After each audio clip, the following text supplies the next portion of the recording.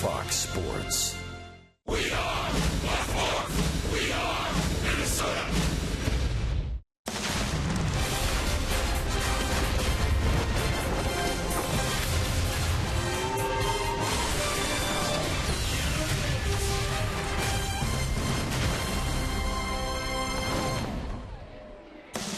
Downtown Minneapolis again buzzing. Cubs fans, Twins fans converge on Target Field. Another sellout crowd expected for game number 2 of this interleague series. Let's take a look at the American League Central standings, where both Kansas City and Detroit lost last night. Twins winning puts them within 2.5 of the division lead, and we're approaching the halfway point of the season. Welcome inside Target Field. Rain this morning, but it's a beautiful day now. The rain has subsided. Overcast, yes, but a perfect summer Saturday afternoon for baseball. The Twins look to take game 2 and lock up a series win today. And if they're going to do so, the table setters will play a key role like they did last night. Brian Dozier, and how about Eddie Rosario? A single and a triple last night.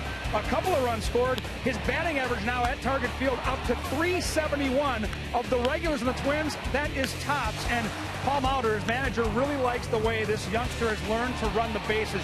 So he's a smart base runner that can attack. And if we're going to beat a pitcher like Lester today, Mauder said we've got to manufacture runs. And guys like Dozier and Rosario can do just that. Now, if they can get some runs and build a lead, it will come down to the young arm of Trevor May when we come back. Dick Kramer, Bert Blyleven on the keys to success for young Trevor May against the Cubs.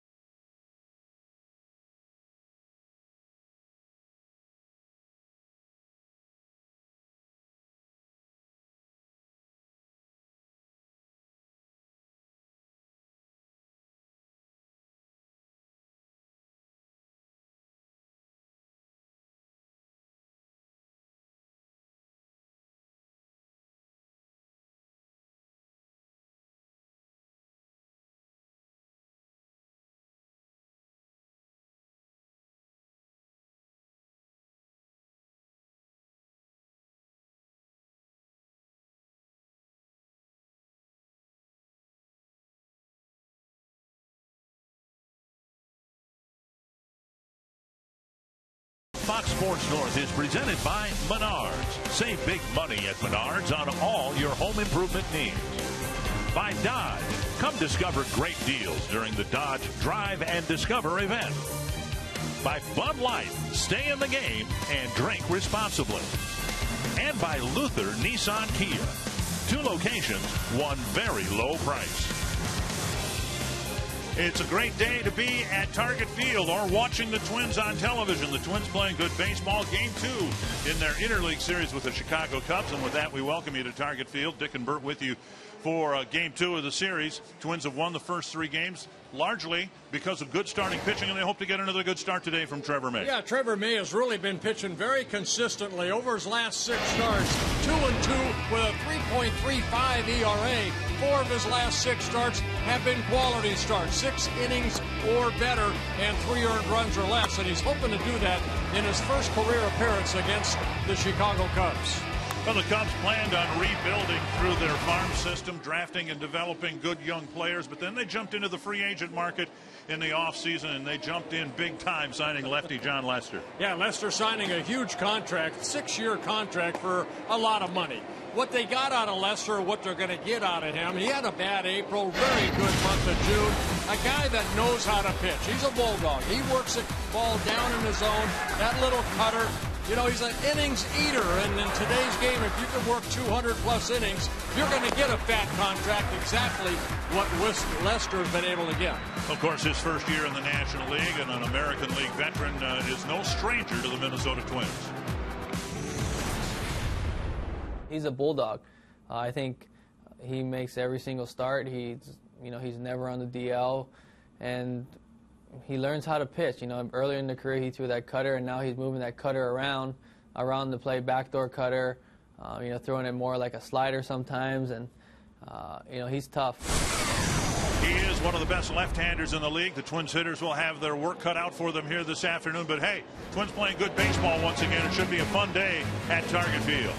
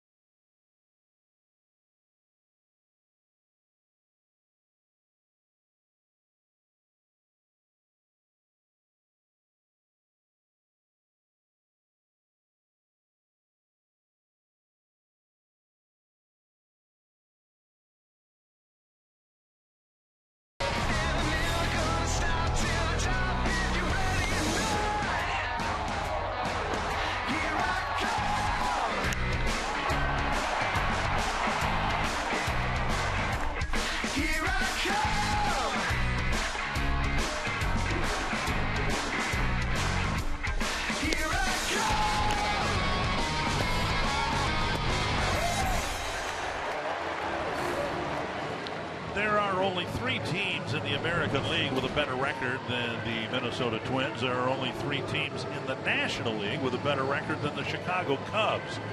One of the problems for the Cubs, though, 2 of those teams are in their division. The Cubs trailing Pittsburgh and St. Louis. But nevertheless, it's been a remarkable first year at the helm of the Cubs for Joe Maddon. Yeah, Joe Maddon, of course, many years, 9 seasons as a manager of the Tampa Bay Rays. And then prior to that, a couple seasons with the Angels. And the Menards batting order for the Cubs, Dexter Fowler. Batting second is Anthony Rizzo. He had 2 home runs last night.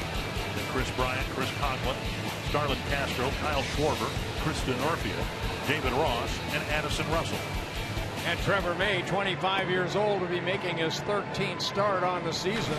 5 of his 12 starts have been quality starts, and as I mentioned in the open, 4 of the last 6 have. So Trevor May making his first career start against the Chicago Cubs, his second interleague start. He lost 3-2 to the Cardinals last Monday. Northland Ford defense for the Twins. Eddie Rosario back in left field. Byron Buxton in center. Rosario in left because Hunter's back in right.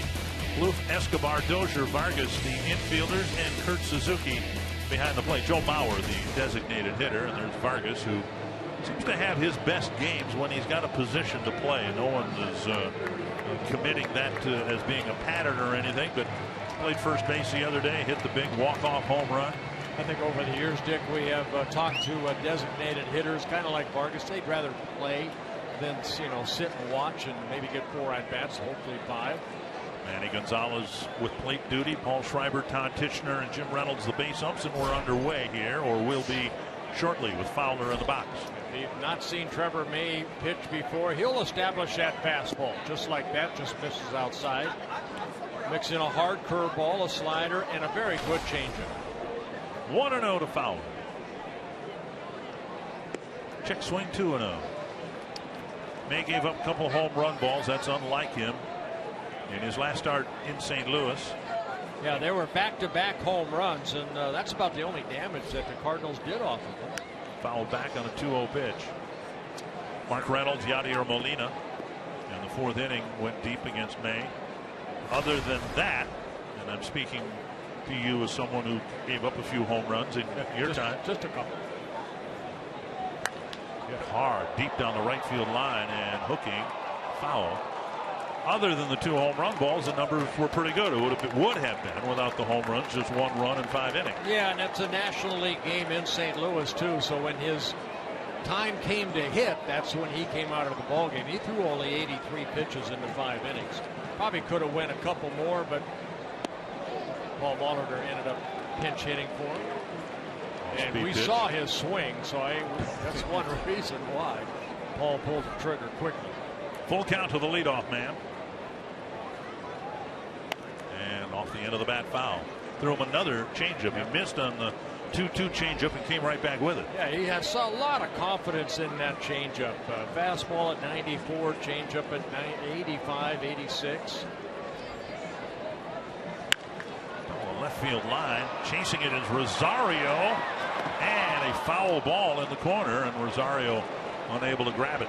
Yeah, there might be about 6 feet between that wall down the left field line and that line, and that ball just went foul.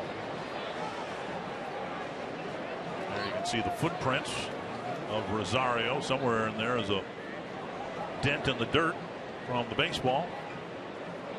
Long at bat here for Fowler, getting things started against Trevor May. A guy you want to keep off the bases. Very good speed. Fowler in his first season with the Cubs, last year with the Astros, prior to that the Colorado Rockies.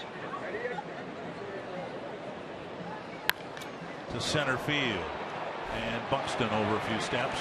And we saw a lot of those last night with Phil Hughes on the mound. A lot of fly ball outs. Doesn't seem right for a number 2 hitter to do everything that Anthony Rizzo does, at least in the power department. He hit 2 of them last night. Yeah, second time this year, 8th time in his career that he has had a 2 home run ball game. And, one off of Phil Hughes, and then in the 9th inning, one off of J.R. Graham. The only runs that the Cubs got last night in a fairly comfortable 7-2 win for the Twins. And Rizzo takes a strike over the inside corner. Good curveball right there. You want to establish not your fastball like he did to Fowler, but also your other pitches as soon as possible. In the 4-year odyssey, and I'll use that term because it was a long, winding journey, the 4 lost years for the Twins, 1-1. The starting pitching ERA was either 14th or 15th. This year, so far, it's 5th in the American League at 3.88. Plouffe shifting to the right side of the infield on a 2-1 pitch. But if you want to look somewheres for an answer, right field, and Hunter back for the catch out number 2. If you're trying to find out why this Twins team is on the north side of the 500 mark instead of the south side, that's a pretty good place to start. Yeah, out of the last 12 ball games, there have been 9 quality starts by the staff, even though June hasn't been as good as, say, May, but the starters have kept the Twins in the ball game. Here's Chris Bryant, had a long hitting streak, long 14 games. He had it end last night, and an off-speed pitch over strike 1.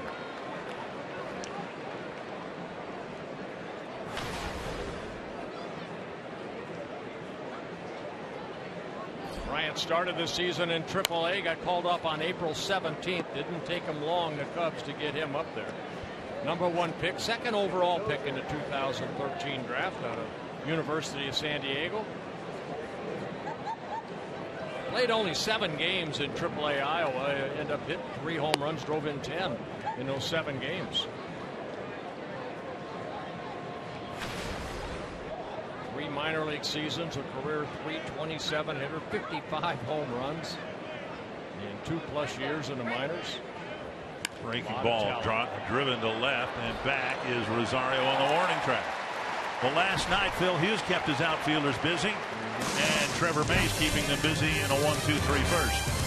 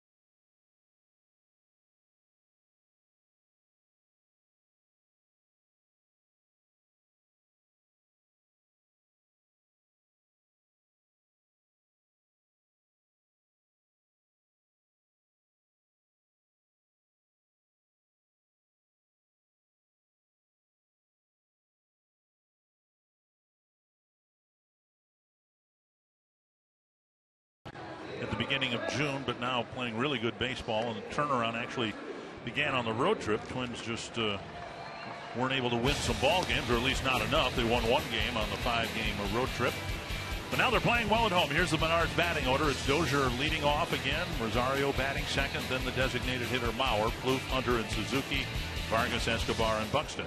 And we highlighted John Lester in our open, 31-year-old left-hander making his 11th career start against the Twins.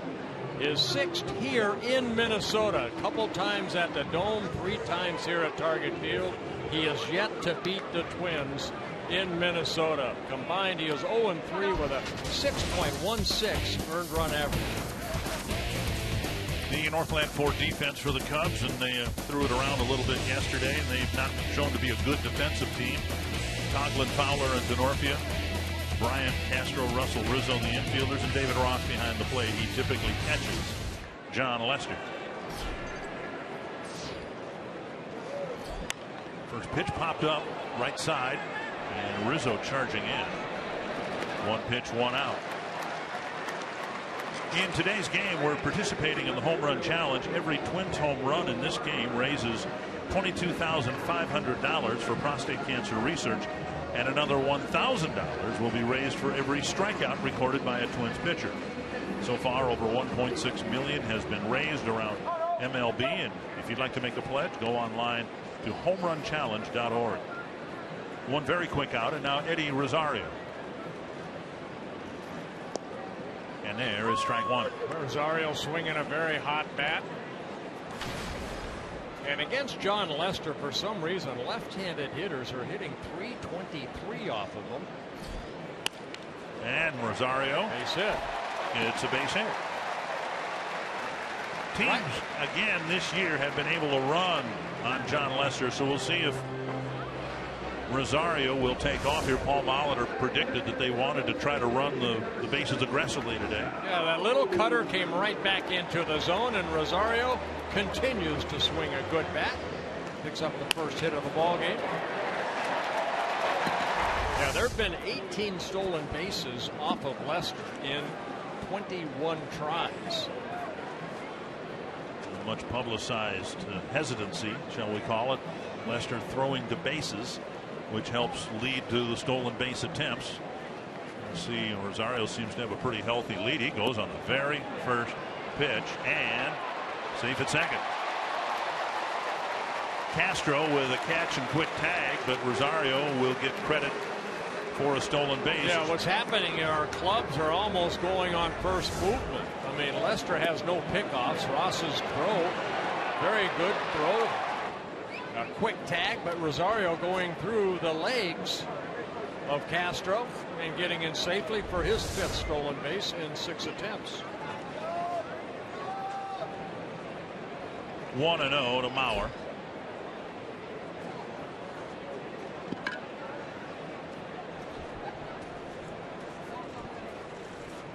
Swing and a miss, 1-1. Joe, 8 hits in 23 at-bats against Lester, .348 hitter.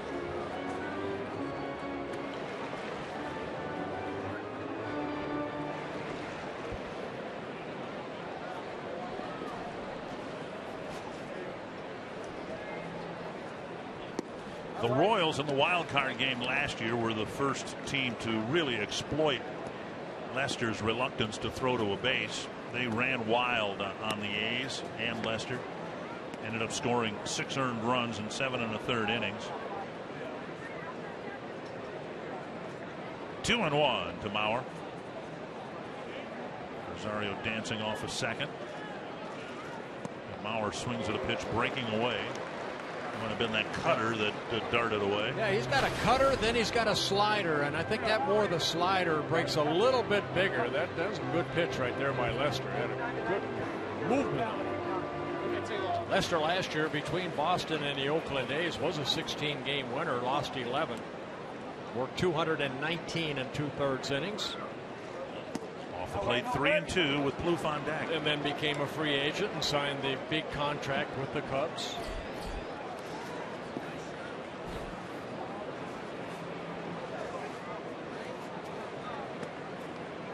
Presumption was, and erroneous as it turned out, but the presumption was Lester was going to re-sign with the Red Sox after being dealt to Oakland. Full count to Mauer.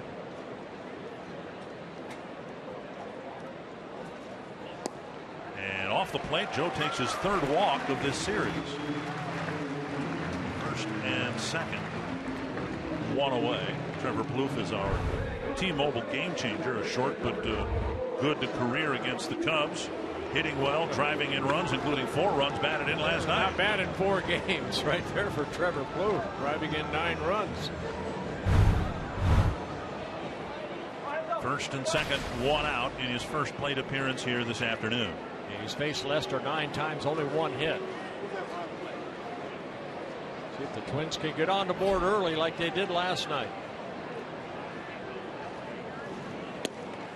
Over the inside corner, strike 1. You mentioned Lester's inability to win here, and it goes beyond the regular season. He was an all-star last year for the American League. Pitched an inning, gave up 3 hits and 2 runs.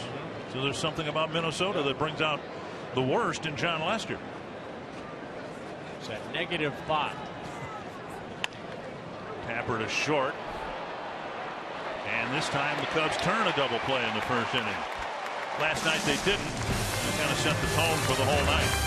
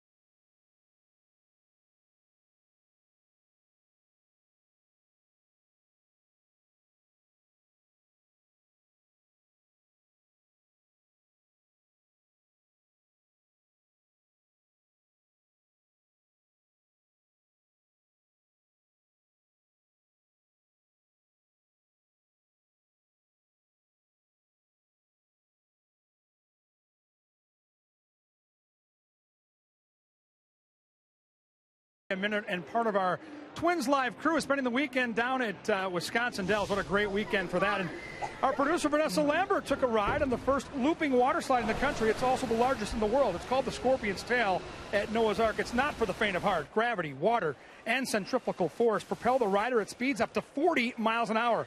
You won't know which end is up. And guys, I'm surprised that Vanessa Lambert got onto that big ride, the Scorpion's Tail, and survived. Nice going, Vanessa. Thank you, Kevin. I think we should do that. I don't know. See, I was just going to say, I can deal with centrifugal force, and I can deal with gravity, but I don't think I'd deal well with both of them at the same time. Never tried it? Yeah, I've gone. I think next year we should do our show from there, and then they'll get us, on all the rides. And then run the video like 5 years later too. Yeah. May got a piece of it, and Escobar ends up throwing him out. I don't know if he got glove on it or maybe just off his lower back. So a fortuitous and not too painful a bounce here. Let's take a look right here, right up the middle. Yeah, right off the buttocks. And it becomes, I guess you go 163 or B63. I'm going with 163. Here's Castro.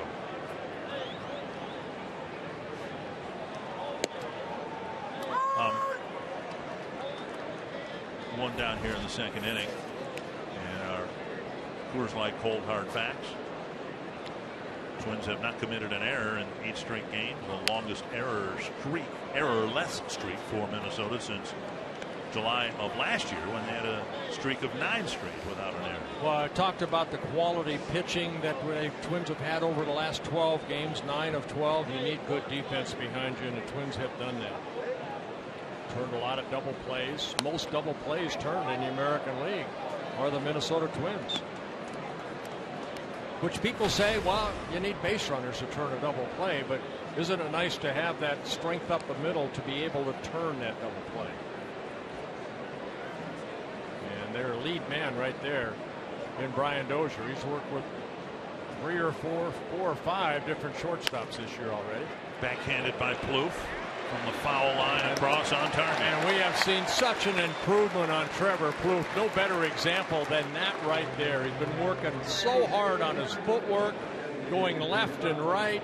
And that ball hit right down that third baseline. And Trevor Plouffe gets that nice hop, sets up, and showing off that good arm he has, accurate arm, over to Vargas for the second out. Nice play. 2 down, and now Schwarber, the designated hitter. You get to hear sometimes hours earlier to see the team working on things. And when I was here the other day, hours, 7 o'clock game, I think it was here at 1:30, something like that. And there was Trevor working on, his footwork and positioning. He wasn't practicing his throwing, just taking some fungos and working on crossover steps and things like that. Grounded foul, 2 strikes. And you know what? If you want to be consistent, you want to be a big leaguer for a long time, you have to come out and not be willing to put that extra time in. And Trevor's done it. It started with Ron Gardenhire when Trevor first came up. Gardy used to go out early and work with him. 2 strikes.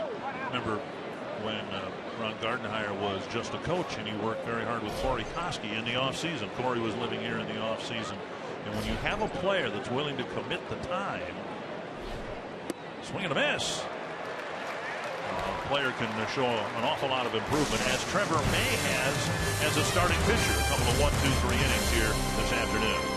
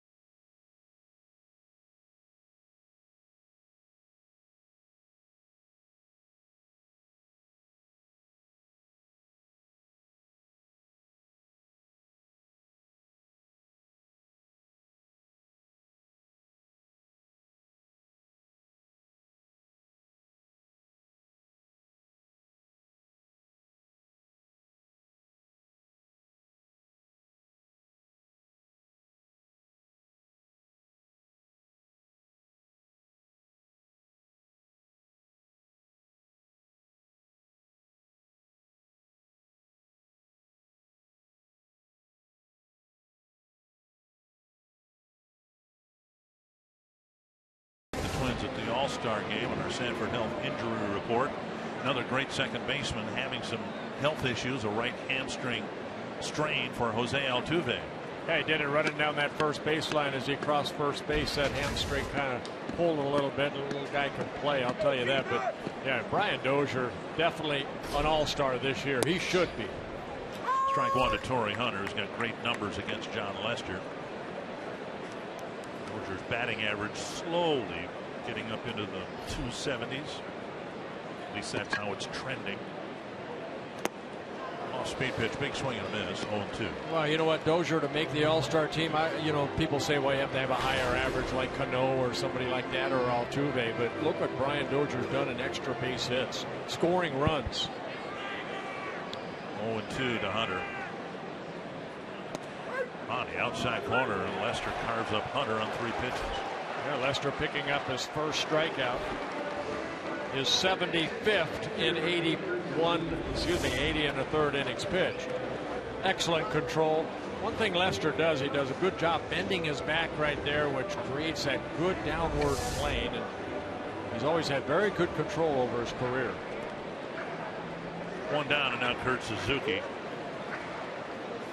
Regarding Dozier, that's my greatest concern about the fiasco that has become the American League All-Star balloting, with 8 Kansas City Royals leading on the balloting for 8 of the 9 positions. It's what it will mean to players, potentially could mean. There's a high blast to left field. Kurt Suzuki into the upper deck. His 3rd home run of the year. And that's about as far as Kurt Suzuki can hit a baseball. And his first home run since April 18th when he hit a home run here against the Cleveland Indians. Jumping on that first fastball and hitting it into the stands in left field, and the Twins take a 1-0 lead. For John Lester, his 10th home run allowed. And now Vargas inside a ball. With 8 Kansas City Royals leading the 9 positions for the starting lineup of the American League. That, with the rule that every team needs to be represented, is going to really hurt players potentially like Dozier and some other players, maybe even some Kansas City Royals. Wade Davis should be on the All-Star team, but if they're going to have 8 starters, what business would Ned Yost have adding more Royals to an already Royal flush? You know, I think Ned Yost said it best when the media asked him about, you know, the 8 guys on leading the ballot. He says, you know what, people have a problem with it, go out and vote. There's a strike, and it's 2-2. I mean, they do it all electronically now. It's not at the ballpark where you punch, you know, the little cards out anymore. 2-2 to Kenny Vargas, hitting .356 from this side of the plate, about half of that from the other side. And an off-speed pitch and a bad swing. Second strikeout of the inning.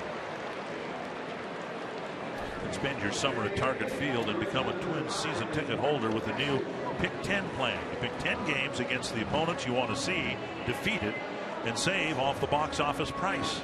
Enjoy sweet spot benefits exclusive to Twins season ticket holders, including 10% off game day food and merchandise at Target Field. Learn more about package options by visiting twinsbaseball.com/pick10 or by calling 612-33-TWINS. Escobar retired. The Twins get the first run of the game on a long home run by Kurt Suzuki.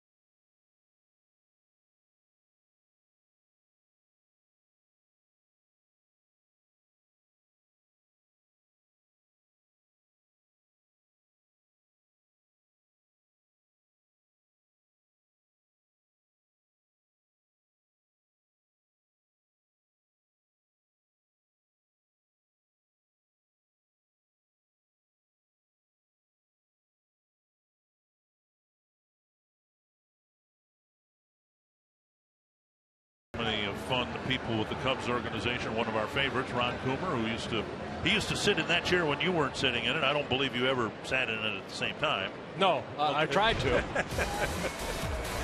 Twins All-Star and great ambassador for Twins baseball.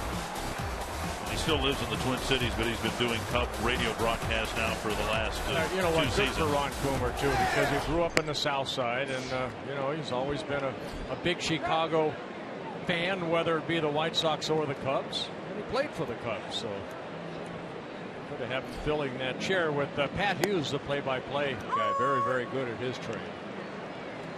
1-1 to Chris Denorfia, then David Ross and Addison Russell. 6 up, 6 down so far for Trevor May. Missed inside 2-1. As a novice, as somebody who enjoys watching good pitching but knows nothing about it, let me give my assessment. What do you ask me for? Well, it strikes me that May, in now just 23 starts, has done a remarkable job learning how to pitch. Yeah, he gives a lot of credit to the guy that pitched yesterday, Phil Hughes. And a called third strike. And Denorfia does not like the call, but May picking up his second strikeout, second straight strikeout.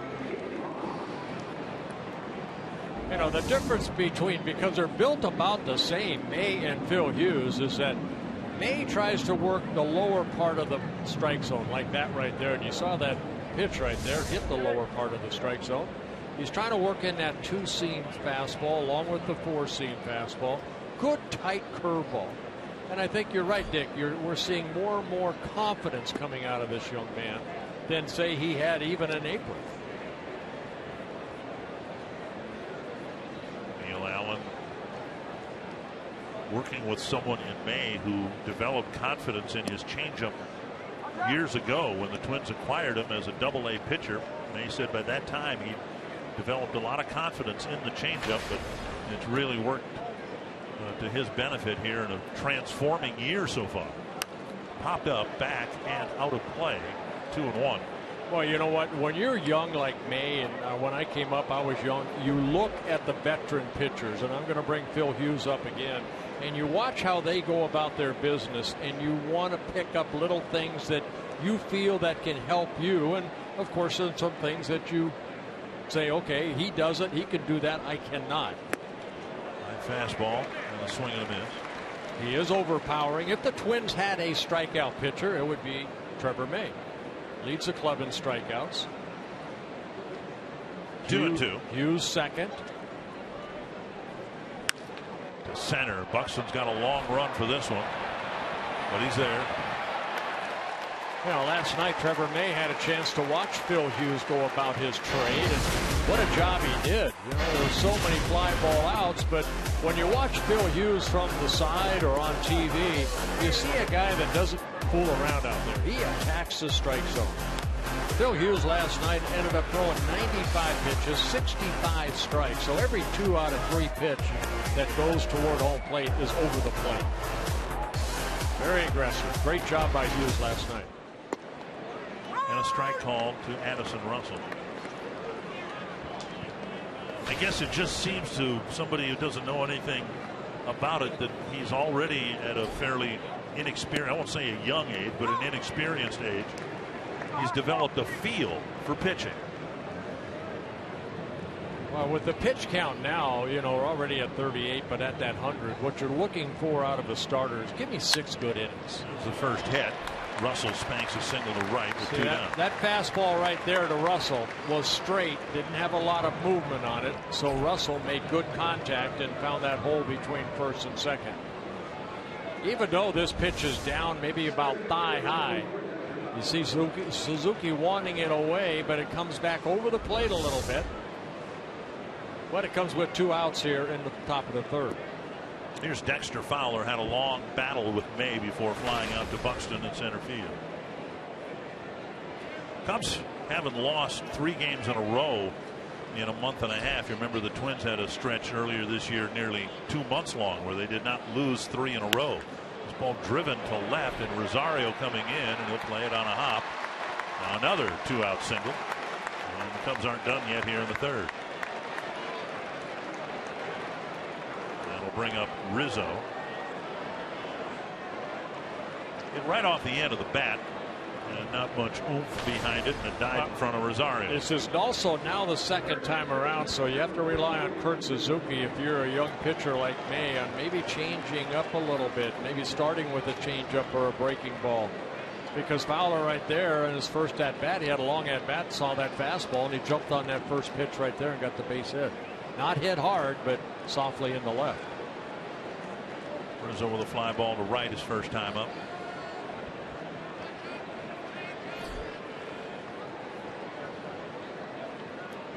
See what they start Rizzo out with right here.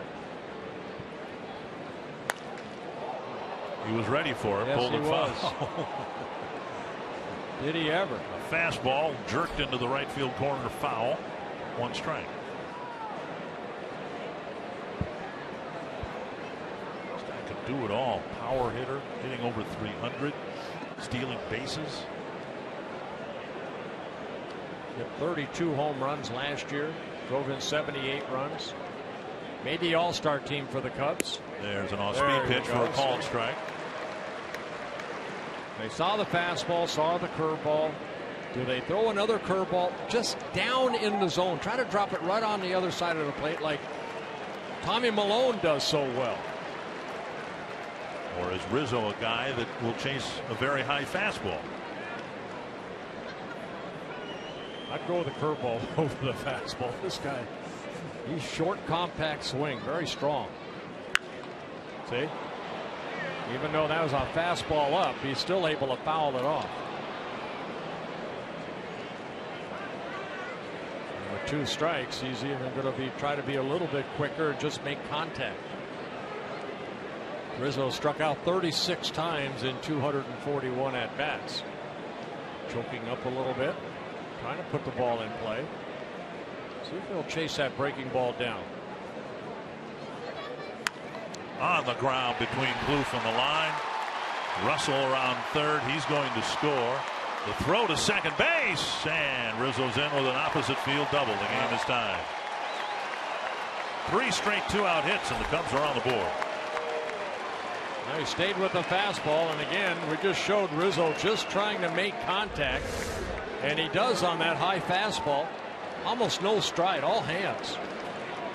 And just pushes that ball right down that third baseline. Picks up an RBI, his 42nd of the year. And now Bryant with 2 men in scoring position. First 2 outs. For that matter, the first 8 outs came pretty quickly for Trevor May. Hadn't given up a base runner, but now 3 straight hits. And the game is tied.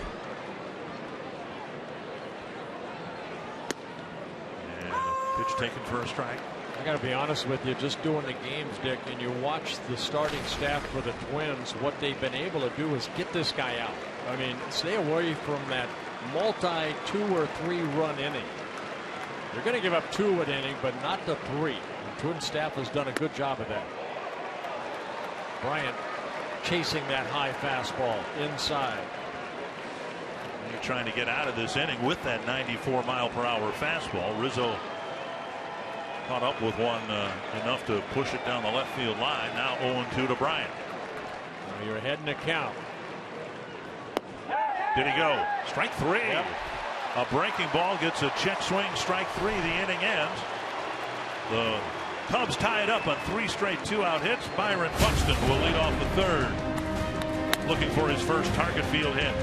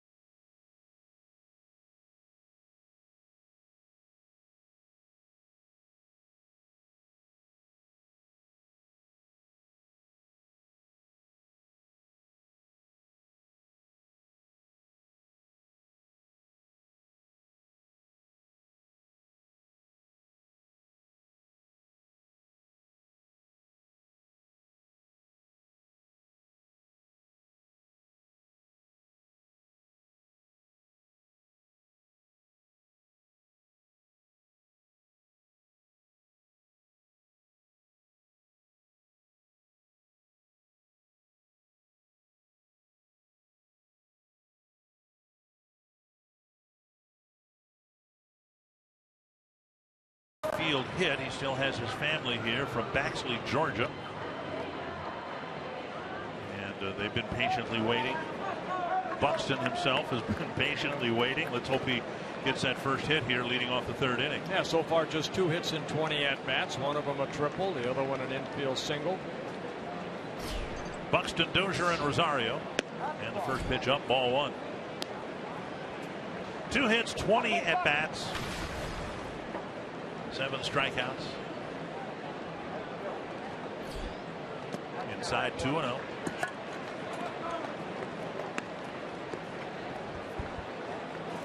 From Baxley, Georgia.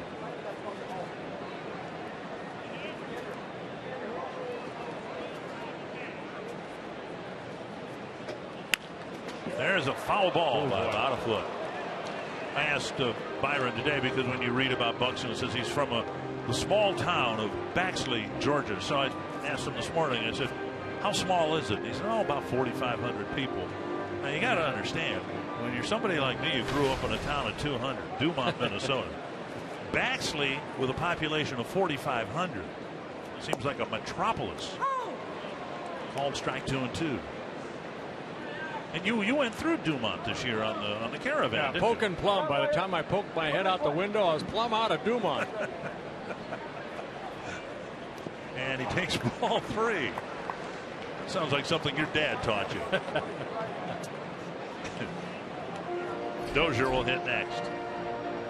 Twins would love to get Buxton's speed on the bases. I've already seen them steal Rosario from first to second. Full count. Buxton looking for his first major league walk, perhaps. And instead, the cutter down and in gets a strikeout. Yeah, I tell you what, Lester is nasty with that little cutter. Mentioned the numbers against left-handers, hitting 323, right-handers hitting 267. Tough pitch to lay off because it starts about knee high and then works down. Steve Carlton probably had the best slider, cutter down and into right-handers ever in the game. I didn't see him in his prime, but when my career started, Ron Guidry had a pitch like that down and into right-handers, and it seemed like they could never catch up to it. Yeah, the Gator. 1 strike to Dozier, who popped up on the first pitch he saw in the first inning. Tap foul, 2 strikes. That or the curveball right there. That was thrown at 73 miles an hour. So he does have that cutter like a big slider. He'll shorten it up and then drop the curveball once in a while. Guy that's worked over 200 innings out of 6 out of his last 7 years. 219 and 2/3 innings last night between the Red Sox and the Oakland A's. Spun off the end of the bat, foul.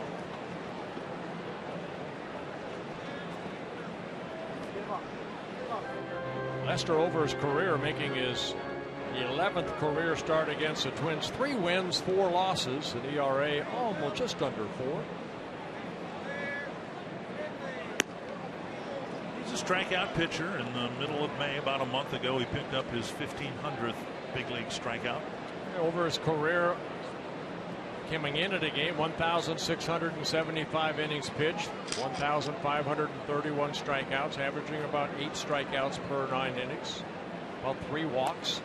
Dozier, with a late swing, got a piece of it.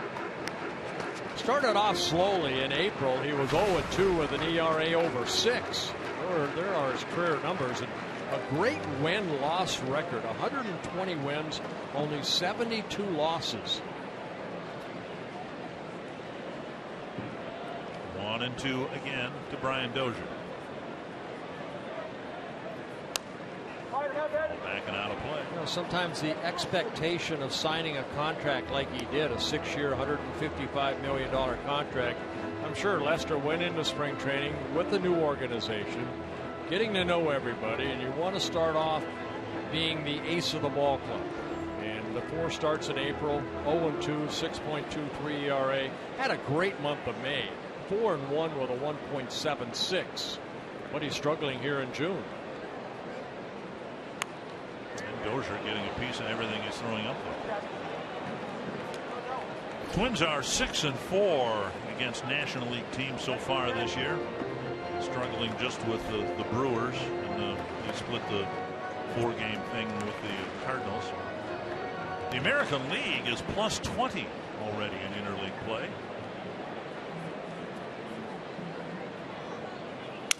Sounded like he busted his bat, and it's another pop-up for Rizzo, who has a long run. Makes the catch next to Lester, 2 down. I'll bring up Rosario. Fox Sports Supports is proud to team up with Boys and Girls Clubs of America. Boys and Girls Clubs help young people reach their full potential as productive, caring, and responsible citizens through programs that promote character and leadership, education, healthy lifestyles, and more. For more info, visit foxsportssupports.com.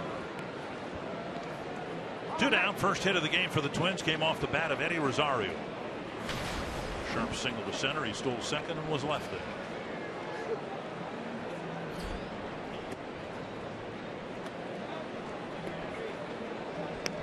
Talked a little bit about this last night. One of the impressive things about Rosario, he comes to the ballpark reasonably assured that he's going to play. He has no idea where he's going to play in the field or where he's going to hit, and none of it seems to matter. He just wants to play. He doesn't care as long as his name's in the lineup. We saw him make a couple of nice plays in right field, and that's not a foreign position for him, yet most of the time when he plays here, he's in left field. And he got a couple of good jumps on balls in right field. And I think if need be, he could be a center fielder also. 2-0. And a big swing and a miss.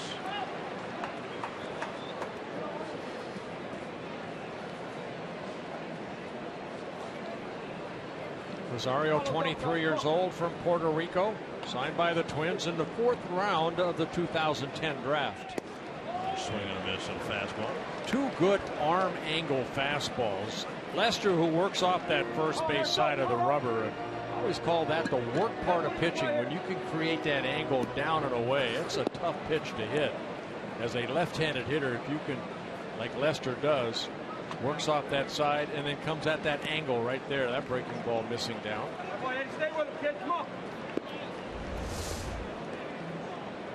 There's Lester right there working off the first base side. And then the good follow through.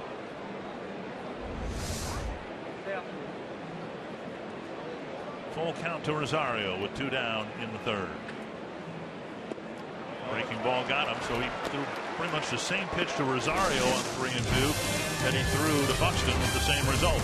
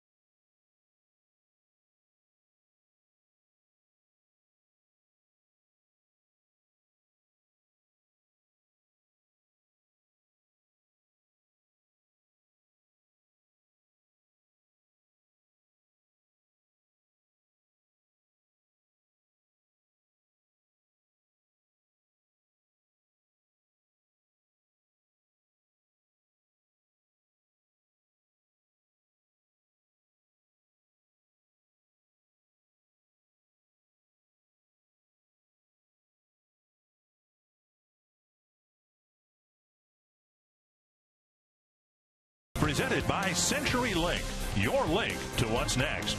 By NorthlandFord.com and your local Northland Ford dealer. And by Grand Casino.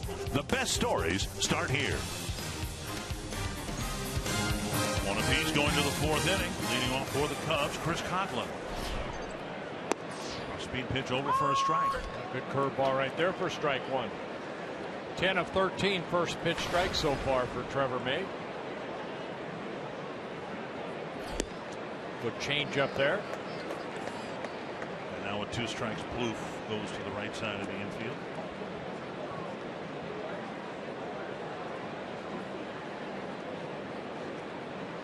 In case you're wondering, well, why did they do it with 2 strikes? Well, there's no longer, presumably, the threat of a bunt. See, I'm always surprised at that shift, only because we saw Rizzo choke up.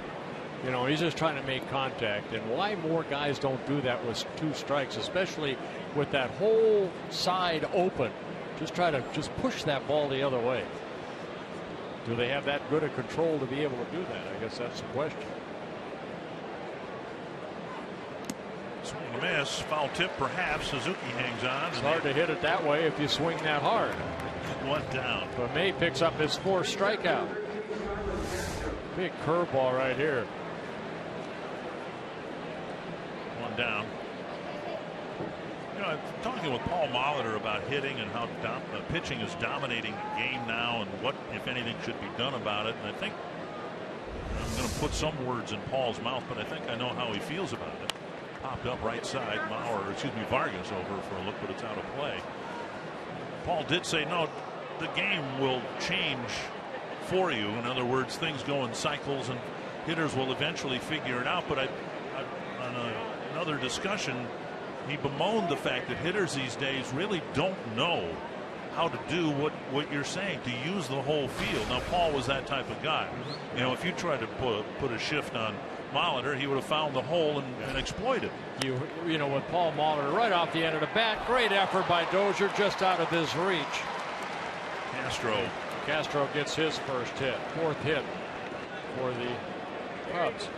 But basically what Paul's feeling on the subject is, look, teams will shift. We'll get another look at a ball here right off the end of the bat and flopping into short right field. Teams are going to employ shifts until hitters react to the shifts and take what the defense gives you. And so many hitters, and Jason Kubel's one of my favorite Twins, but Jason ran into that last year where he was always shifted, and he had the entire left side of the infield to just push the ball through, bunt, whatever. He could have hit 300 last year if he'd have just been willing to hit the ball or bunt the ball to the opposite field. 1-0 to Schwarber. Yeah, it makes sense, you know, but you have to have the ability to control the barrel of your bat that you can do that. Now, think about this, though, Dick. Pitchers now with the 100 pitch count, 55 pitches for May. If he gets into the 6th inning, all of a sudden now you have a 7th inning guy. You have an 8th inning guy. And they're all throwing about 95, 96 miles an hour, too. These aren't finesse relievers anymore in the game of baseball. Another one hit off the end of the bat, and that'll go for a hit. Well, that's just bad luck there. Schwarber gets a hit, and they'll have to take that ball out of play. It may have a big slice in it. No. Keep it in play. 1st and 2nd. Schwarber, again, only 22 years old, just called up from Double-A to be the designated hitter against these National American League teams. Swings hard right off the end of the bat. That ball has a lot of spin on it, but it stayed on the grass. The end of the barrel. I mean, if I don't know, Schwarber uses one of those cup bats, he hit it off the cup. Here's DeNorfia, runners at 1st and 2nd. 1 away, and a breaking ball missing low. It looks like this inning that Trevor May is throwing more breaking balls than he did in the first 3.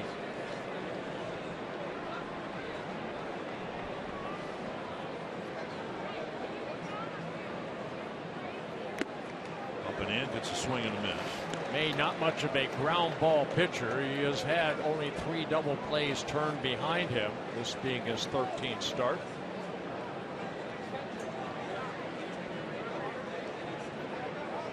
where you, if you're going to throw a fastball, if you rely on that two-seam fastball, has a little sink to it. Dribbled foul, 1-2. And that one kind of off the end of the bat. Bit of a weak swing.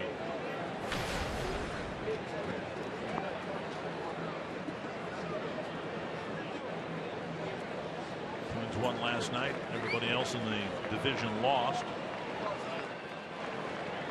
They giving up a lot of two-strike hits over the last couple of innings as Denorfia behind in the count 1-2. Foul back. Change up right there.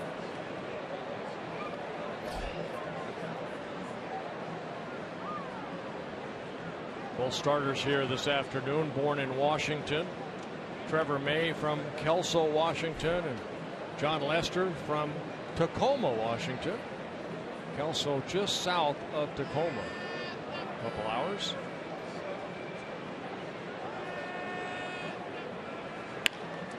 Plouffe gets the first hop. There we go. 5-4, 3 double play. Couple of squibbers for hits, but man, a well hit ball gets a double play. Turn behind him and still one apiece.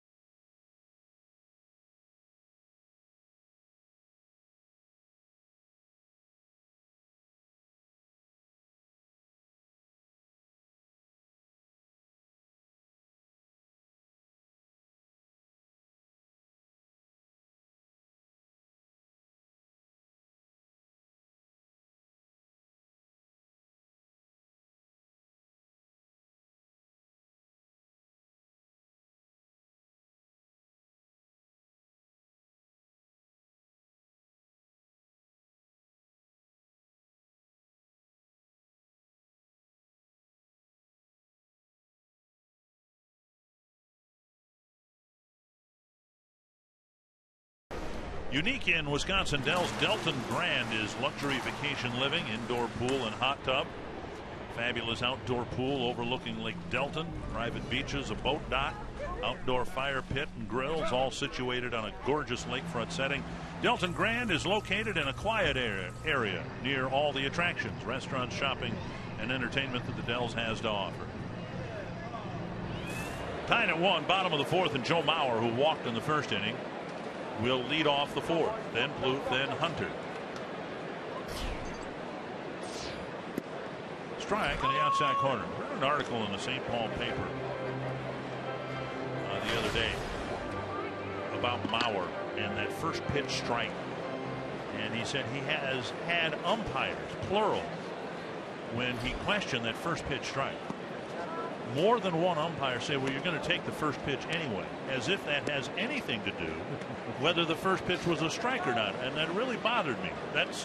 Now, we've seen Joe take a lot of pitches, and Fox Tracks will usually tell us whether it's a strike or not. The ball lifted foul. But what kind of a defense is that for a borderline strike call that the batter's taking the pitch anyway? Well, I'm a little surprised an umpire would say that. You know, I mean, Wade Boggs was notorious on taking the first couple pitches. There's a lot of hitters that would take the first pitch, but it still has to be in the strike zone. Yes. 1-2. Joe didn't name names and would get in trouble probably if he did so. There's a strike down the middle. That one, no doubt about it. One down. And strikeout number 5 for Lester. And that'll bring up Plouffe. Joe definitely, I think, looking for something else because that pitch had plenty of a plate. Looked like Ross, the catcher, was setting up outside, and Lester put it right on the outside edge. Here's Plouffe. Hit into a 6-4-3 double play to wrap up a threat in the first inning. Down the left field line, it'll be chased by Coghlan, and a foul ball. Trevor could be kidded about his base running exploits. In fact, he kidded himself about it on Twitter last night, basically saying, look what he did on the bases last night, and kids don't ever run the bases the way that he did last night. Three times. He's an honest man. 3 times he made a base running mistake trying to get to third base. On the outside corner, 0-2. Twice on comebackers to the mound.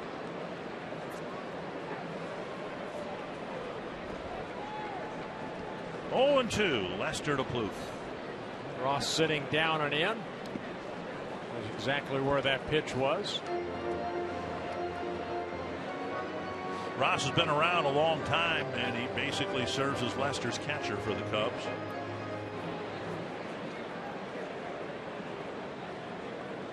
Yeah, Ross, 38 years old, numerous clubs. It's called job security. You better call a good game. A couple of stints with the Red Sox where he caught Lester before, so they know each other very well. 1-2. A chopper in front of Bryant. And he rifles a throw across to Rizzo, 2 down. Did you ever have a personal catcher? Was there ever a... Yeah, when I first came up, Phil Roof, after George Meadowall left, Phil Roof became my personal catcher. Yeah, I learned a lot from Phil. You know, I remember games that maybe I didn't throw the pitch where he wanted. You know, Phil had a pretty good throwing arm. He would throw it around my shins, and I'd have to go down there and get it. And he'd point that big old hand, big old fingers at me. Let's go, young man. He was a great receiver and a better man. 1 strike to Hunter. Called out on strikes his first time up. Again, 14 for 28 coming into the game against John Lester. Lester got him the first time up. Torres should get a hit here. That's the way it works, right? If you're hitting 500 against somebody and he gets you once, you got to get him the next time. You would think so. See if Torrey can do it. 1-1.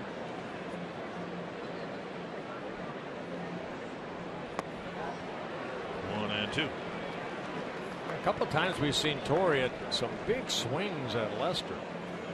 First at bat, swing like that and walked into the left-handed hitter's batter's box. And on that last pitch. On the outside corner, second time that Torrey's been called out on strikes against John Lester. 8 in a row sent down by Lester since the Suzuki home run.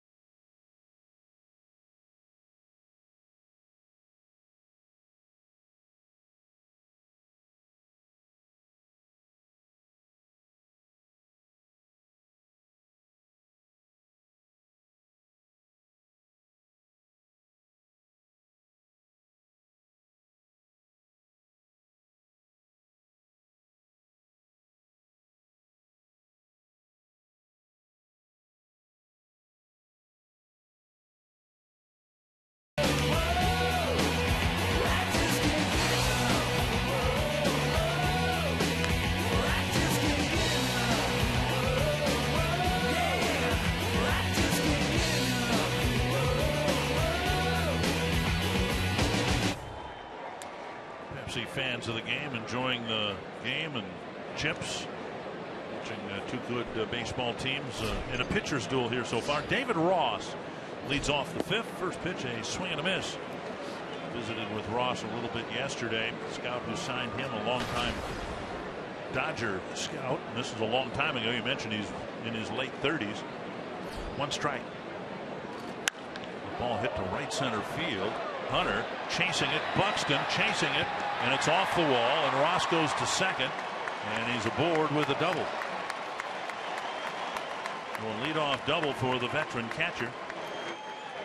Off the wall in right center field. Yeah, Ross first came up with the Dodgers back in 2002. He's played for the Pirates, the Padres, the Reds, the Red Sox a couple times, the Braves. Now with the Cubs.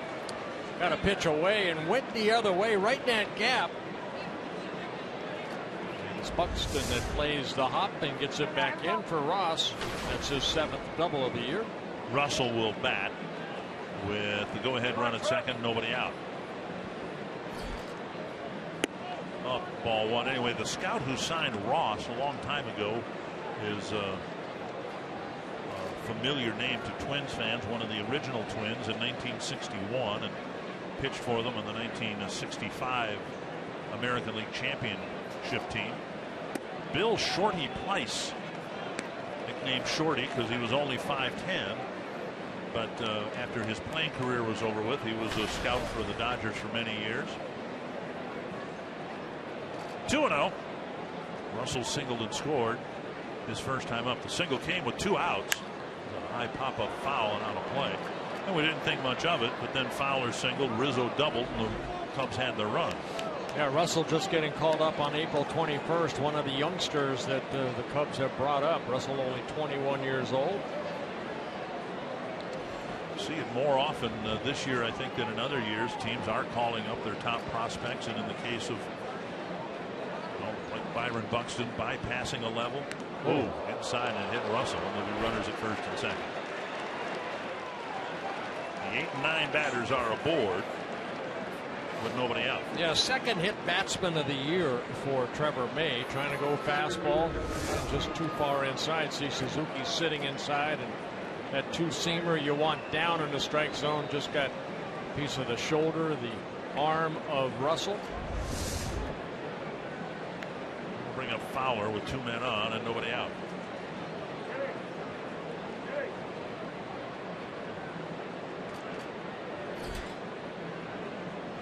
Fowler singled his last time up, got as far as third base. Gotta watch for the possible bunt here. Fowler did not show bunt. May got a double play grounder to get out of the 4th inning.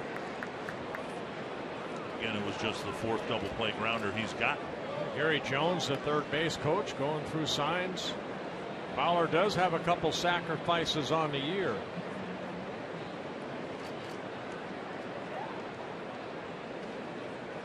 There's a possible bunt. He bunted through it. And now it's 0-2. That was almost a bunt for a base hit type rather than just squaring around and sacrificing.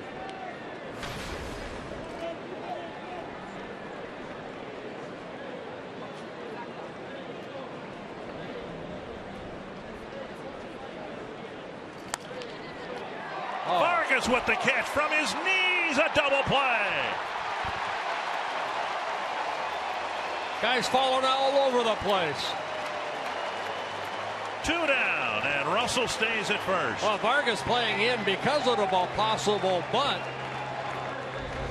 And that ball hit sharply, but there's Vargas. You see him right there, reach to his right, and then from his knees on the infield side, Escobar holding on to that ball as he keeps his foot on the bag. Ross went a little bit too far. He thought maybe that ball was going to go through, but instead Vargas cutting it off and then getting a big double play. Second double play turned behind me. And now Anthony Rizzo.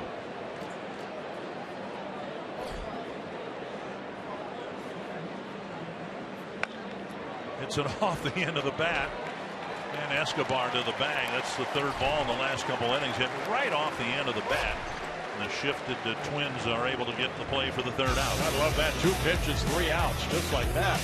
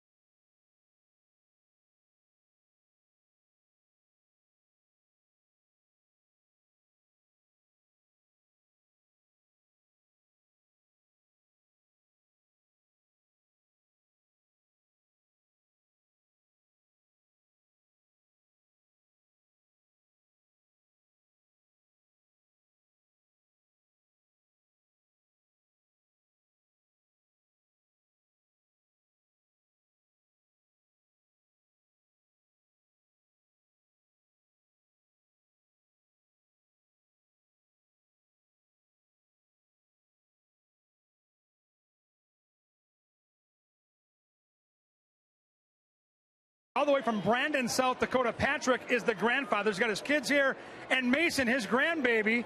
First baseball game ever, and 100 scratch-off tickets for beating the Minnesota State Lottery winner's circle. What a great event this is. Grandpa, you got to be proud. First baseball game, and you bring the sign.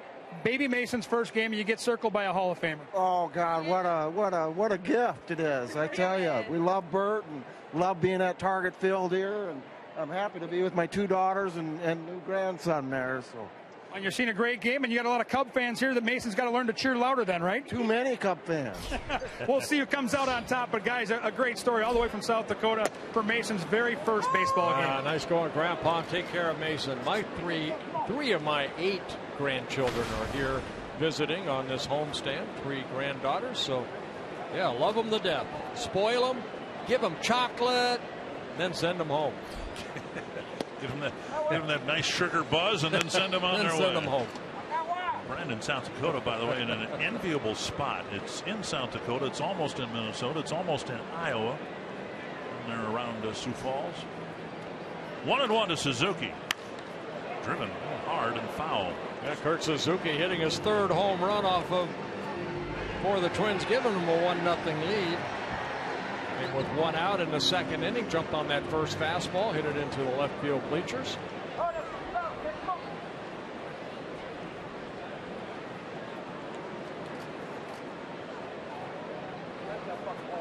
One and 2. And foul back.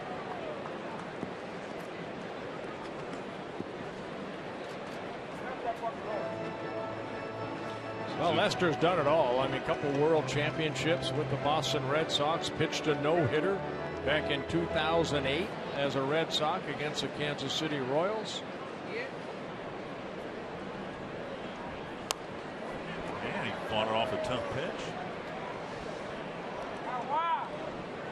Talked last night a bit about some of the Twins connections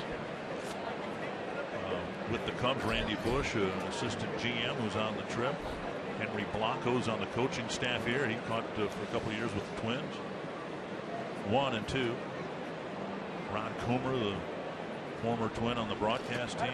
I remember Blanco kind of took over for Joe Mauer in 2004. Yeah, Joe's first year when he was out. There's some Cubness in the Twins organization too. The Twins AAA manager Mike Quade is a former Cub manager. And Quade is now the manager in his first year with the Rochester Red Wings. Very good baseball man. There's a strike in the outside corner. Suzuki knew it. Kurt knew it. Strikeout number 7.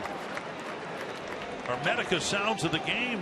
The first pitch swung on by Kurt Suzuki today, and it was a loud one. There's a high blast to left field into the upper deck. And that's about as far as Kurt Suzuki can hit a baseball. That was the Twins' run. Now it's tied, and Vargas out in front of an off-speed pitch. Strike 1. Suzuki's home run measured at 410 feet. So he got it all.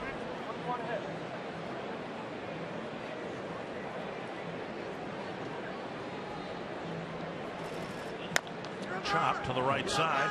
Rizzo backhands it. Plenty of time to underhand it to Lester. 2 down. That'll bring up Escobar. It's 10 straight now retired by John Lester.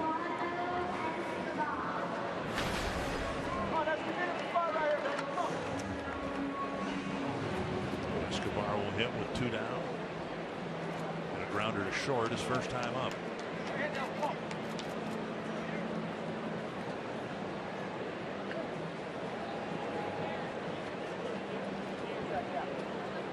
Starting pitchers pitching economically here today. Lester with 14 outs, 62 pitches. Outside, ball 1.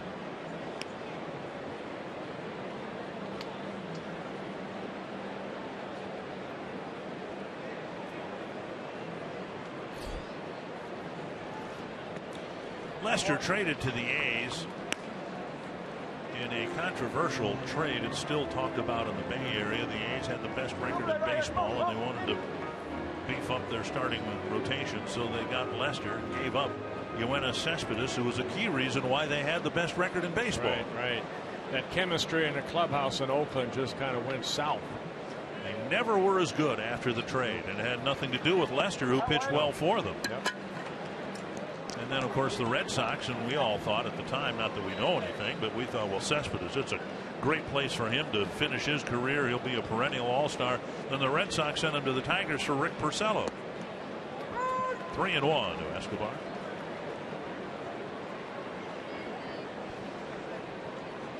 Buxton on deck. Cubs scored their run with the bases empty and 2 out. This one hooked foul, 3-2.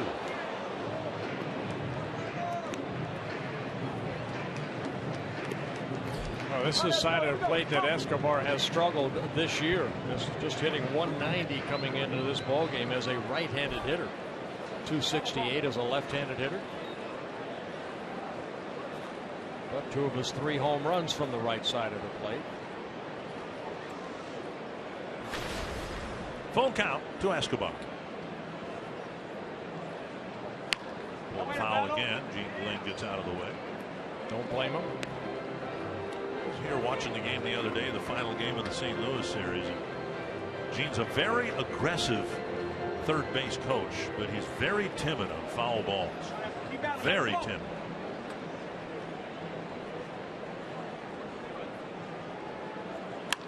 Base to center. Good at bat. Yeah, it's good at bat for Escobar. Give Buxton a chance with a man aboard. Twins pick up just their 3rd hit. Join us next week, June 22nd through the 24th. The Twins taking on the White Sox, presented by Toro. Wednesday is a student day presented by Rasmussen College. Free rides on Metro Transit. Tickets are available only at the Target Field box office. Go to twinsbaseball.com/tickets and get your tickets today. Buxton struck out.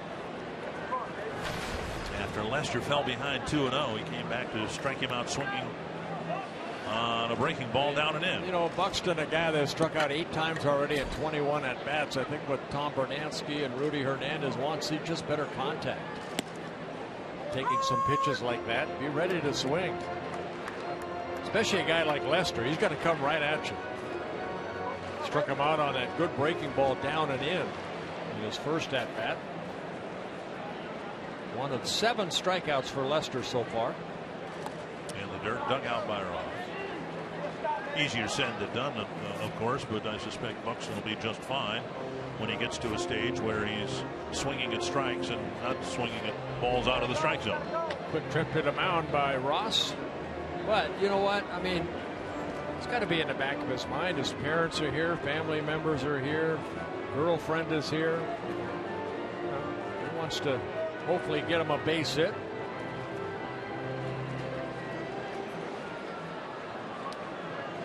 Take a deep breath, look for that good pitch, and drive it hard somewhere.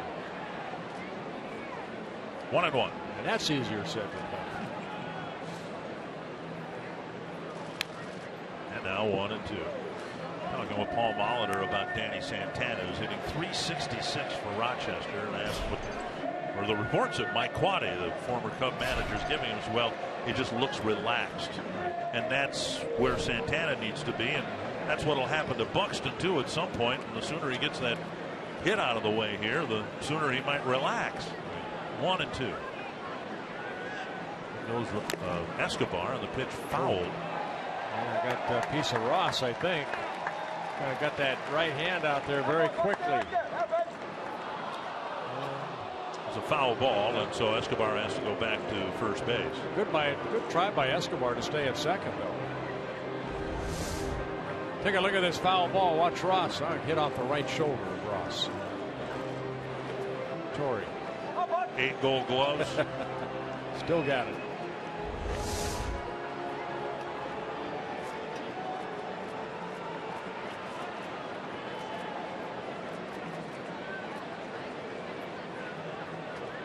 Another 1-2 to Buxton. Escobar with a good jump, and it'll be a stolen base with no throw this time. Buxton took a pitch down and in, and Escobar's in scoring position. Yeah, again, club's running on on Lester. Second stolen base for the Twins. Rosario stole a base in the first inning. For Escobar, his second stolen base in 4 attempts.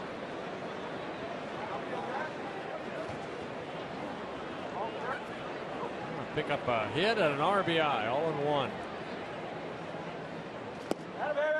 3-2, taking a little low. Lester glares in at Manny Gonzalez. Dozier on deck.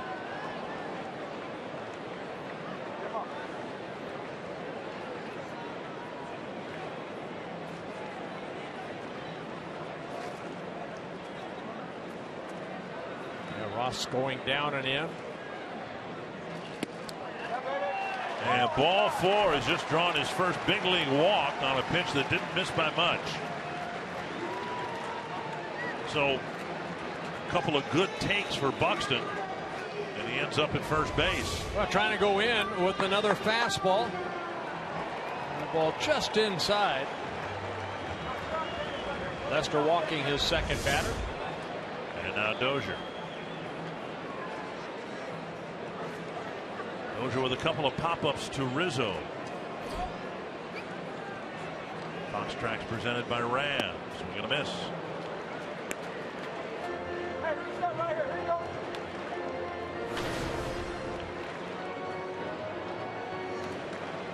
Beautiful Saturday afternoon.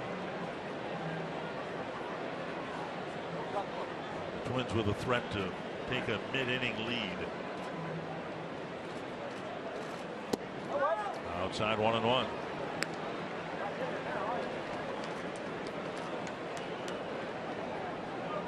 Dozier a couple of hits and a couple of runs scored last night.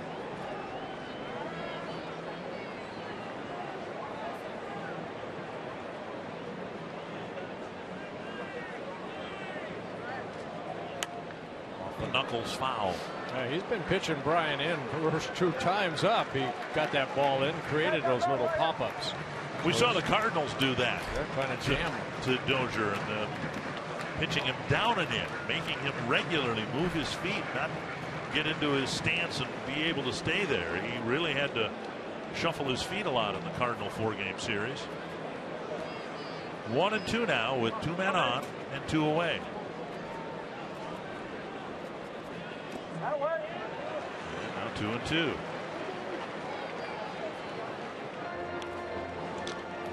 Lester with a good start his last time out against the Reds. Didn't walk anybody in 7 innings. Gave up just 5 hits and 1 run.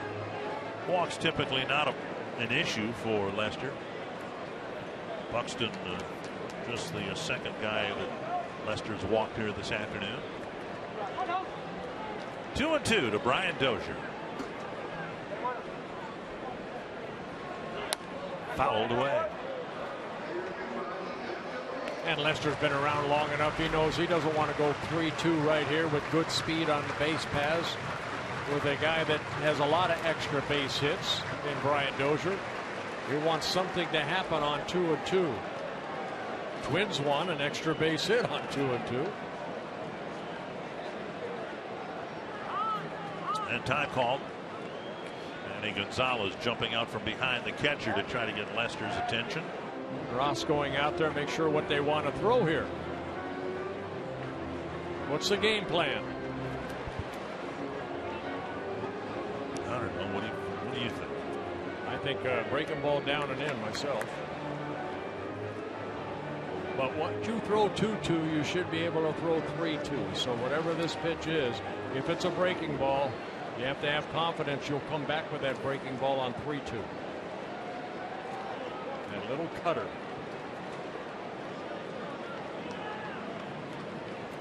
See where all the pitches have been all over the box tracks. Lifted foul toward the seats. There was a cutter down and in. And out of play. That's kind of his signature pitch, that cutter.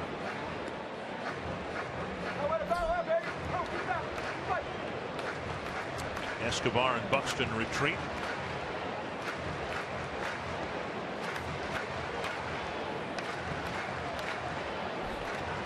Dodger's been cracking a lot of doubles lately, and given who's on the base, it's a pretty good bet that if he were to get a double, it would drive in 2. Buxton might be the fastest guy to ever put on a Twins uniform. This will be pitch number 30 in the inning for Lester. Softly hit, and a soft line drive caught by Castro to end the inning. On to the 6th in a tie game.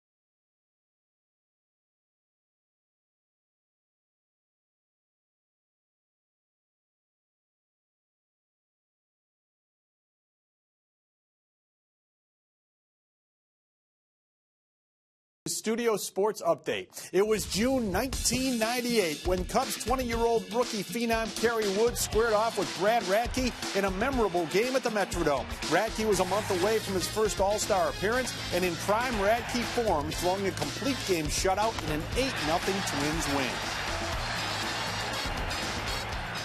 I like games like that where all the hype and attention is on one guy and the other guy out pitches him, and you know the other game I'm talking about. Clemens. Yes. Clemens and Liriano. Yep.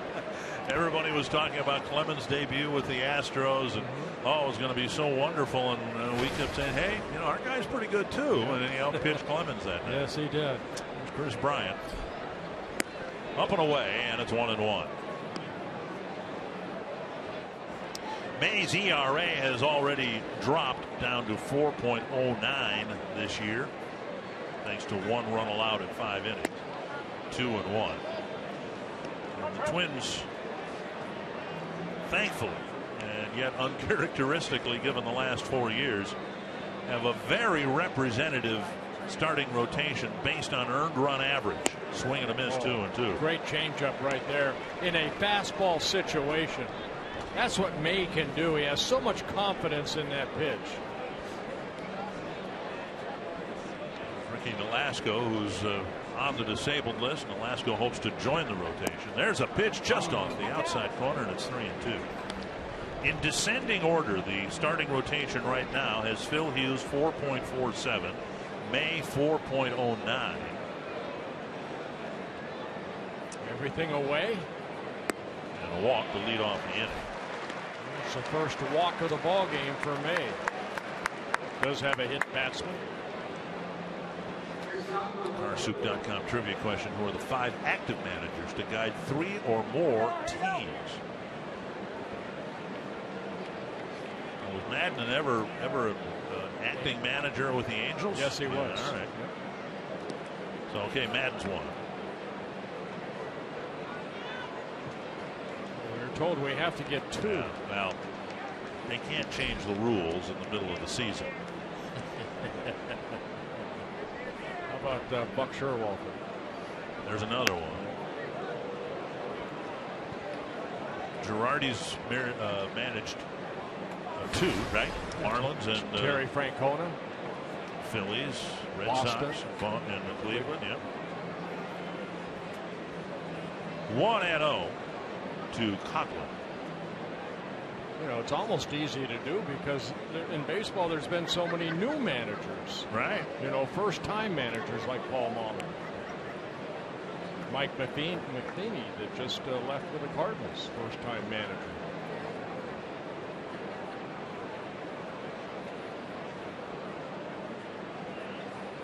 Tap foul.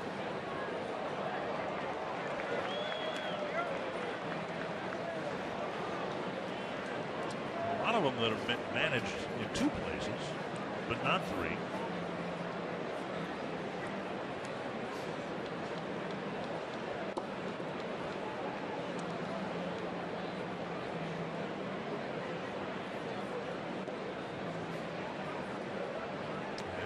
First. What about Clint Hurdle? He managed in 3 with the Rockies and with the Pirates, but that's it for him, right? I believe so. I think he was just a coach with Kansas City, was he not? Yeah, and a player.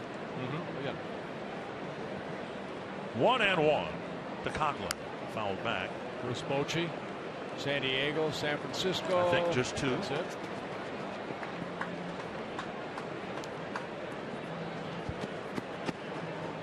We got 3 out of 5 anyway. That's a bonus for yesterday. Yeah, but this should be easy. I'm just going through the list of teams here. We got to nail this. Pick up some bonus points. We definitely need bonus points. Couple double plays turned behind May. Last couple innings.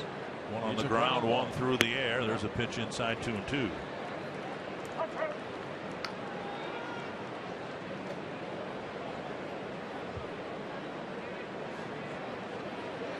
With a rare walk in a rare spot, a leadoff walk to Bryant. Second inning in a row where the Cubs have gotten the leadoff man on. A runner goes and a pitch lifted foul down the right field line. Yeah, Bryant had a pretty good jump right there. 5 stolen bases in 7 attempts with May on the mound. Bryant does have 5 stolen bases in 6 attempts.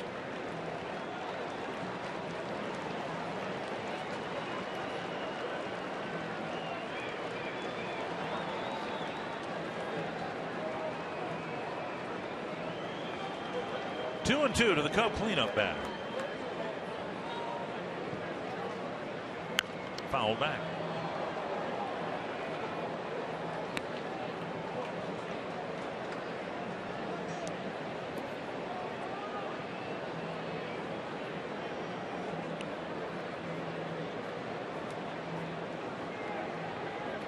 Rain overnight here in the Twin Cities area, but partly cloudy skies and just about perfect weather again. This will be pitch number 13 this inning, trying to get the first out here.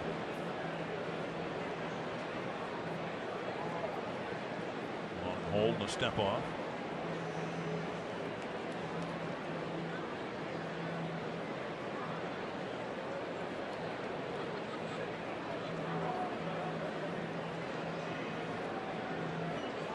Suzuki now sitting outer half of the plate. The throw to first. Seems like they're trying to bust Coughlin in.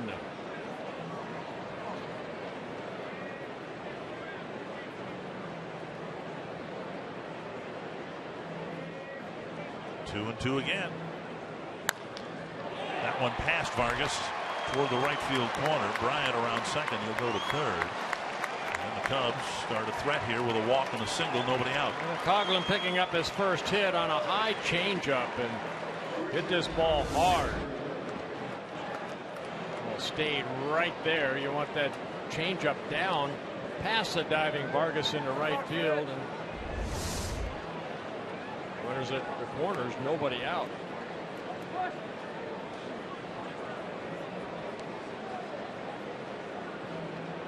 Will play the infield back for a double play grounder, spot where May could use a strikeout here. Castro has a bouncer to third and a single right off the end of the bat. He just kind of spun one softly into the short right field area. And a fastball on the outside corner.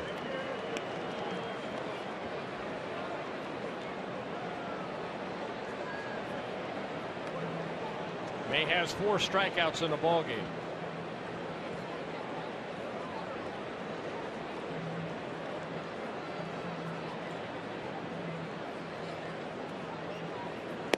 Swing and a miss. Good change up there. So got ahead with the fastball and then got a swinging strike on the changeup. Yeah, what makes a good changeup is that last pitch looked like the same arm speed that the fastball was at, and he pulled the string. Castro way out front. So he needs a strikeout here. 0-2. Drop it on the other side of home plate. Got him. Good pitch. And Castro strikes out for the first out. So you saw all three Mays pitches right there. Good fastball, strike one, changeup, Castro swung through, and then the hard curveball. Castro did not have a good swing at this. So May picks up a big strikeout, his fifth.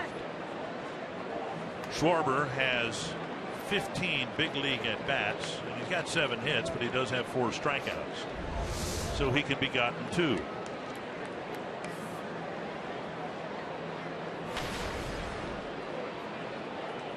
Schwarber's bounced into 1 double play. And May struck him out in the second inning to end the second inning on a high fastball to get ahead in the count. Good fastball there for strike one. There's plenty of fastball there yet. Here we are in the 6th inning, and it's still 94 where it was at the start of the game. And there's certain times you have to find that little extra too, and this is one of these points that a little inning under duress. You have to make some really good pitches to get out of this inning with no damage. Check swing, nearly foul tipping, 1-1.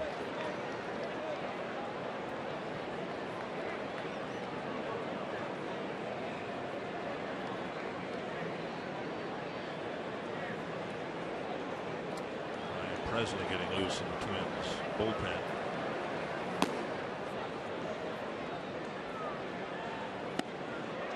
Challenging him with another high fastball. Fastball, and that's the kind of the pitch that struck him out in the second inning.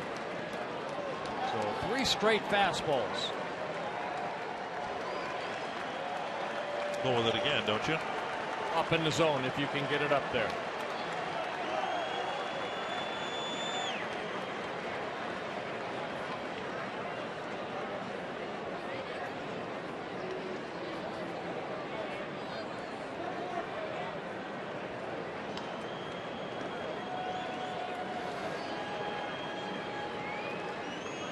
Pinky meaning fastball. Chased, and he's gone. Well, a lot of times you're not going to throw exactly where that catcher wants it, but there was something on that fastball. It had some movement. So a big strikeout again by May. 2 straight strikeouts with runners at the corners. Now your job is not done. Denorfia called out on strikes in the 3rd. Hit into an around the horn double play in the 4th.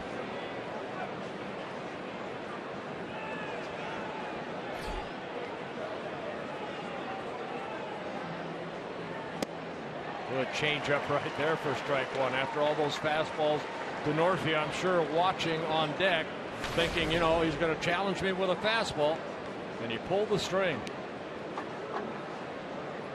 This is a learning experience again for Trevor May, making just his 22nd major league start. But, you know, tough situation, couple strikeouts. Don't give in. Tapper foul, 2 strikes. Well, no one said he'd have to strike out the side to get out of this jam, but he's one good pitch away from doing that. Like I said, he's about the only Twin that we have seen this year that is a strikeout pitcher. And the fans getting into it. 0-2 to Denorfia.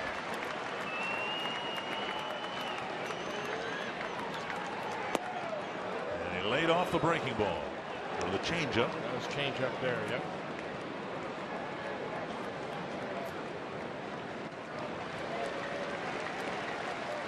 Pitch count at now 94. So this might be the last inning for Trevor May.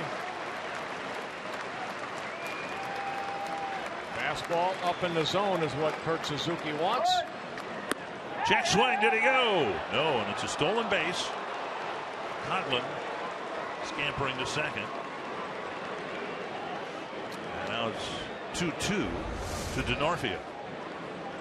Denorfia Held up. Oakland with his 5th stolen base.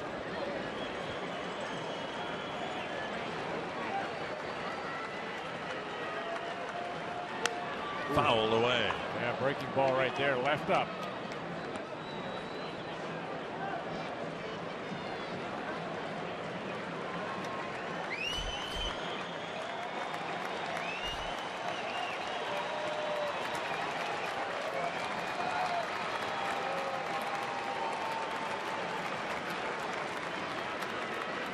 Two to Denarpia.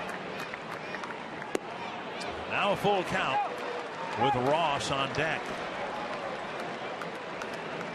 Now, if you could drop the hammer right here on him, meaning the curveball, see what they decide to do. Have first base open. David Ross on deck. He left one up to fill the bases, and now a decision time for Paul Molitor. Yeah, changeup. He got underneath those last 2 pitches. 2 walks in the inning. Neil Allen's going to go out and just give him a little breather right here.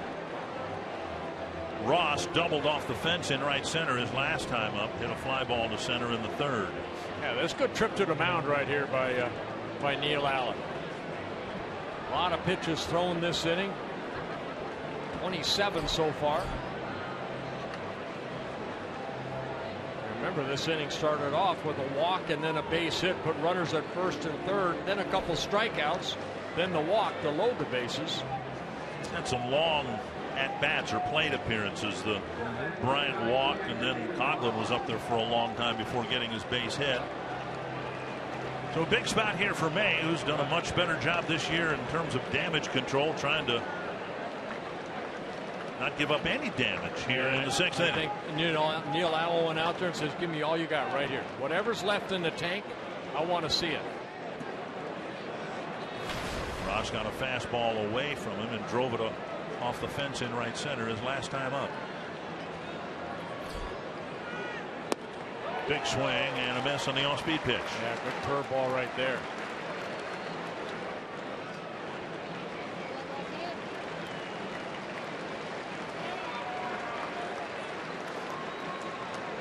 Most pitches May has thrown in a ball game. 103 came 2 starts ago here against the Royals. And a good changeup. So a curveball changeup to get ahead 0-2.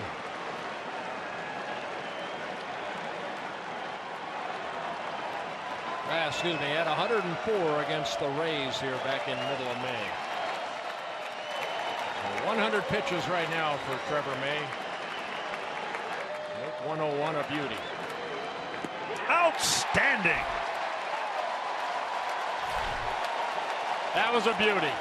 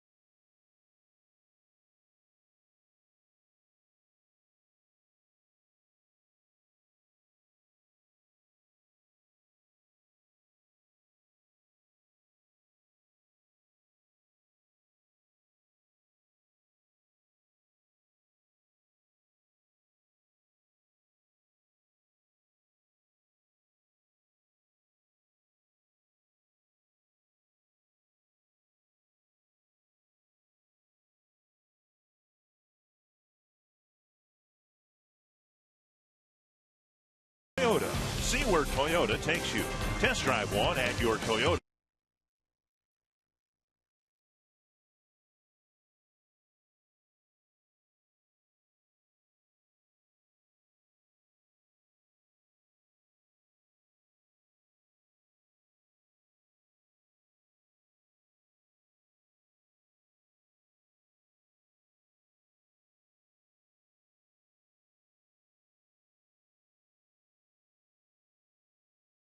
Toyota.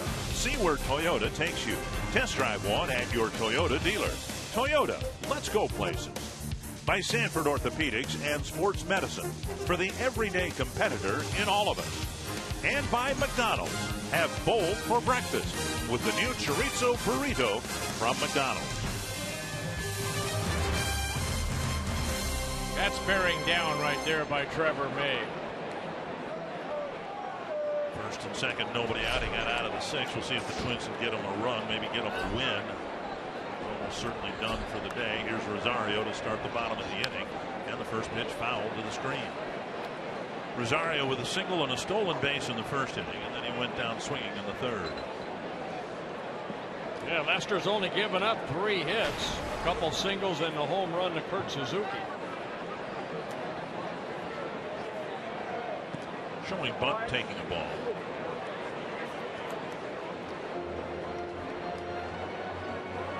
Lester didn't give up any runs in the bottom of the 5th. He threw 30 pitches. Sometimes you get through an inning, even a veteran pitcher, you get through one tough inning, and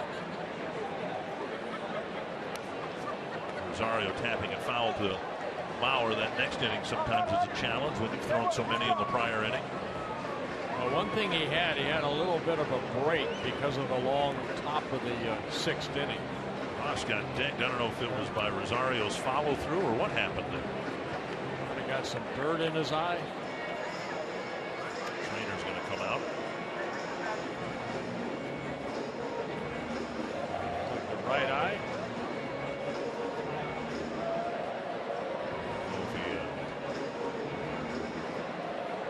Wearing contacts and had it dislodged. Let's see what happened here.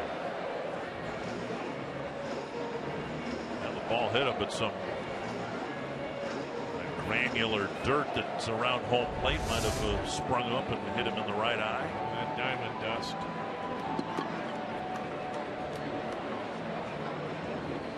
Well, they tend to Ross. Monday is Minnesota Twins Military Monday, presented by Fox Sports North. During every Monday home game, active military members or veterans with a valid ID and up to 4 guests can receive half-price tickets in the home plate view seating locations. Tickets are available at the box office on game day only. Visit foxsportsnorth.com, click on upcoming events for more details than I have time to give you here.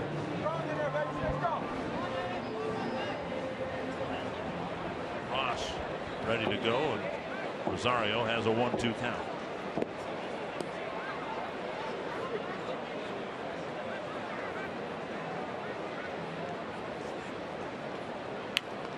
And Rosario bounces it foul. It's fun to think a young player like Rosario, who's playing a couple of different positions and hitting at different spots in the order, and everybody has an opinion of where he should play and where he should hit. It's going to be hard to define Rosario. On the ground, right to the second baseman, Russell. 1 away.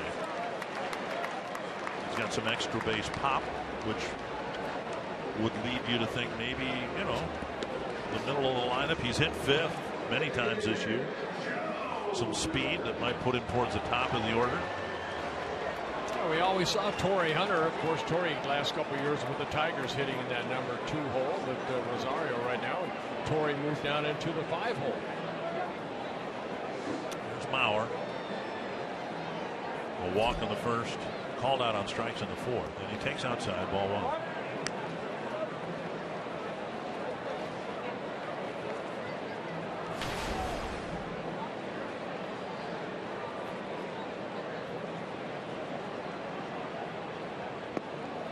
Outside corner.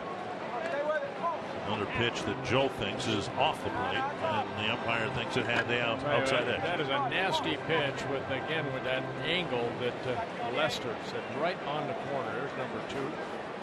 Pitcher's pitch. He tried it again on a breaking ball, but low and away. On the basis of not so much the home run he hit here the other day, but the number of walks he's starting to draw, it's usually a good sign for any hitter. I'm thinking Joe's about ready to get off on a good streak here. It's been a prolonged slump for Joe. I've seen him so much better than he has been. 3-1 now to Mauer with Plouffe on deck. Well, when you're a .319 career hitter, of course everybody says, what's wrong with Joe? What's wrong with Joe? Well, ball right back into the mask of Ross.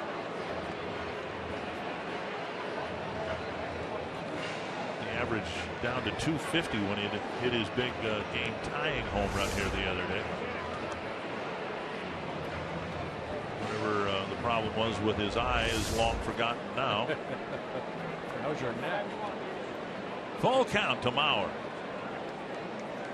It's one of those new masks that Ross is wearing that has a little extra cushion on it. You can see the split right there, so when it hits the mask, it actually comes back rather than taking a full force. Baseball and companies have tried so hard to put the right helmet together for catchers. Joe fought off a tough pitch. There's some encouragement just on the subject of concussions. There's some encouragement regarding Justin Morneau, who hasn't played now for about a month with reoccurrence of concussion symptoms. Came to the Rockies clubhouse the other day and reported some progress, according to Walt Weiss. Another 3-2 to Joe Mauer. Takes outside a walk. Yeah, third walk for Lester. Walking Joe for the second time. Joe picked up a couple of walks last night. Fox Sports North and the Minnesota Wild are celebrating hockey this summer at the Minnesota Wild Summer Bash, presented by Wells Fargo, Friday, June 26th at the XL Energy Center. It's the biggest hockey bash of the summer. Interactive hockey-themed games, Wild player autographs, chance to win prizes and much more. For more details, visit foxsportsnorth.com and click on upcoming events. Here's Plouffe, 2 ground balls to the left side.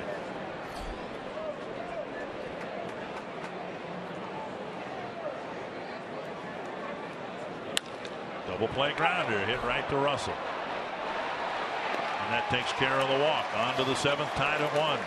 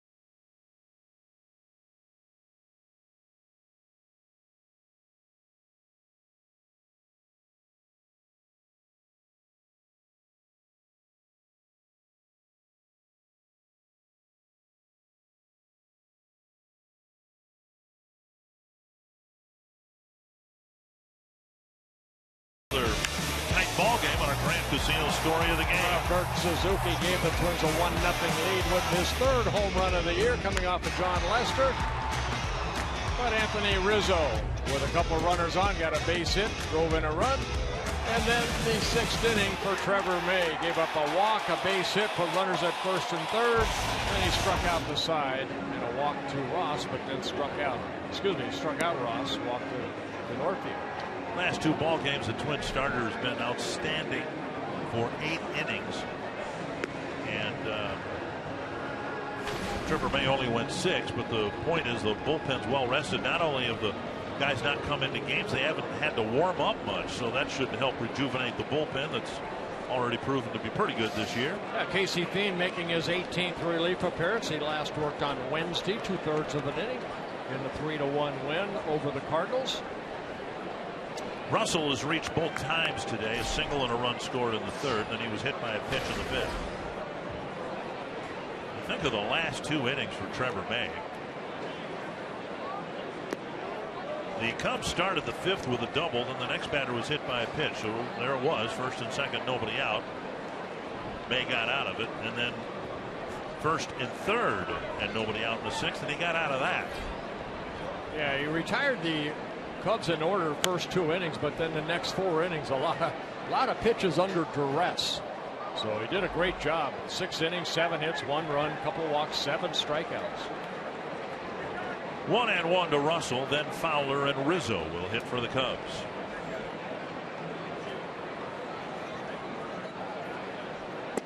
Down and away. Not much action this afternoon, or at least early afternoon. Most of the action tonight in baseball.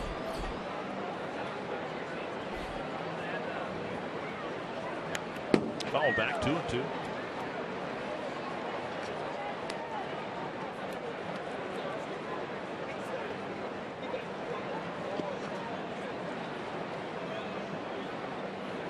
White Sox the only other American League Central team playing, and they are leading Texas 3-2 in the sixth. Baltimore beat Toronto 5-3. 2-2. And Russell out in front, swings and misses one away. A good breaking ball right there, and Fiend picking up his first strikeout. His battery faces. I got 3 answers. I don't have the other 2, and I'm ashamed of myself. Buck Showalter, Terry Francona, and Joe Madden are 3 of the 5. Bob Melvin, Terry Collins. Who else did he manage other than the Angels?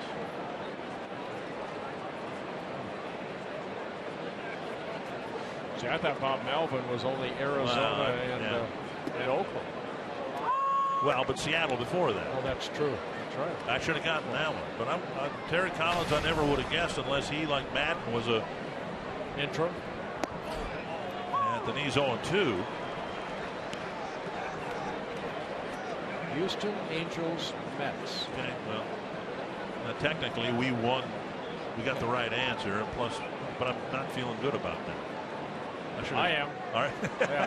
3 out of 5 was always good enough for you. Heck yeah. 1 and 2. My mom and dad would have been proud. And they weren't true false questions either. Right. 1 and 2.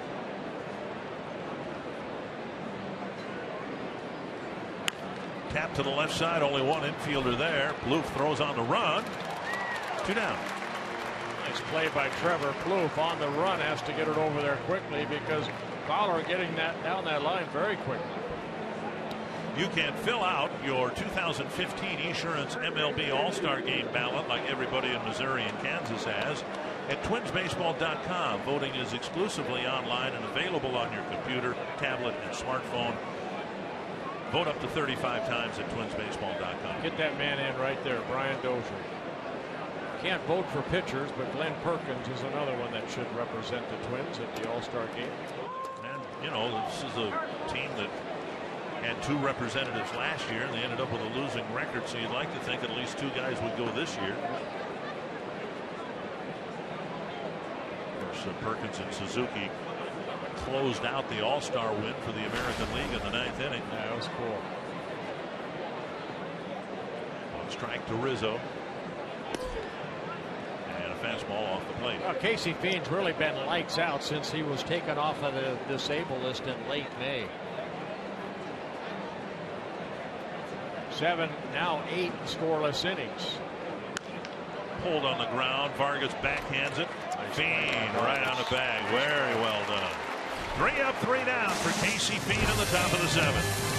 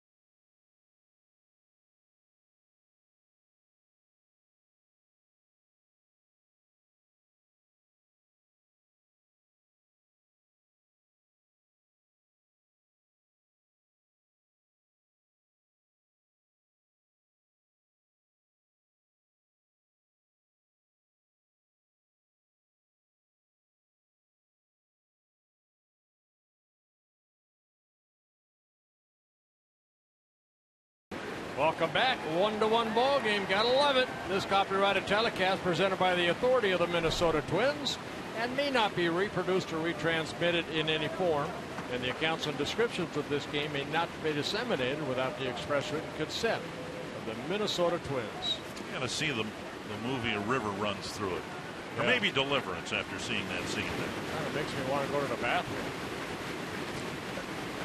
Makes me want to go fly fishing. That's the difference between you and me. John Lester out there pitching to the Twins, at least at the start of the 7th. Torrey Hunter has struck out twice against Lester. He's absolutely owned him. 14 for 28 coming into the game, and he hasn't had a good swing yet. Now Lester at 96 pitches.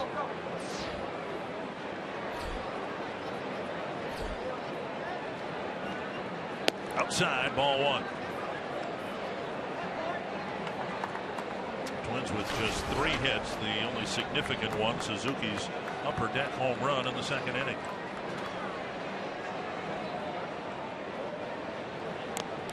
Check swing foul, 1-1. Hunter, Suzuki, and Vargas here in the 7th.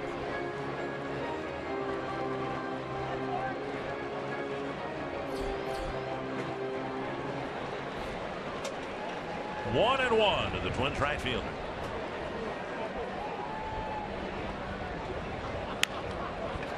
Wide of third and past Bryant.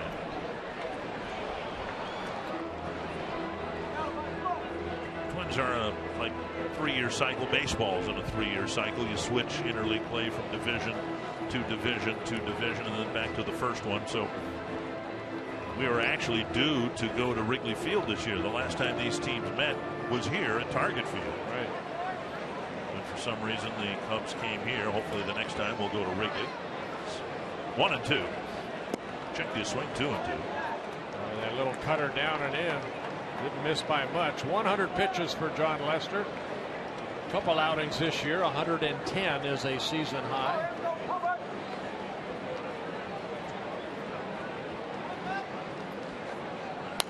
Foul.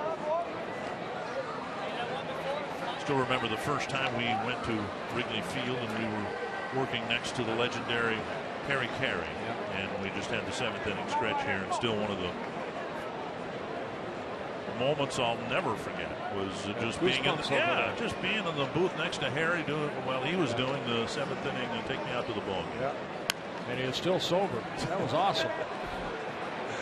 Hunter retired as far as we know. Soft ground ball. 1 down in the 7th. Lester's been really good for the 2nd start in a row. Yeah, he has. He's had a couple double plays turned behind him, both hit off the bat of Trevor Plouffe, but 7 strikeouts here this afternoon, 3 walks, and only 3 hits allowed. That home run. This ended the 6th inning, the 4-6-3 double play. The Twins are finally going to see the last of Lester. At least Joe Maddon's come out there to talk to him. Again, Lester has not won a ball game here. This is his 6th start here in Minnesota. 2 starts at the Dome and 3 starts here. Now this is his 4th. Joe Maddon's going to take that baseball from Lester. So Minnesota has been too kind to him, but he has pitched a heck of a ball game here this afternoon. Right-hander Justin Grimm will come in to relieve John Lester with 1 out in the 7th.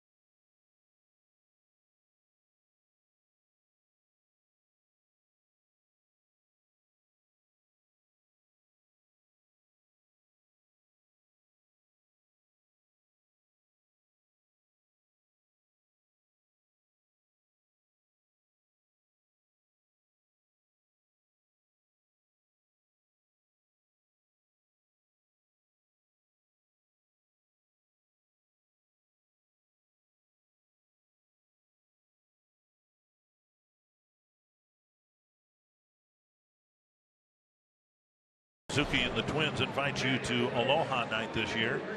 Special offer on Thursday, July 9th.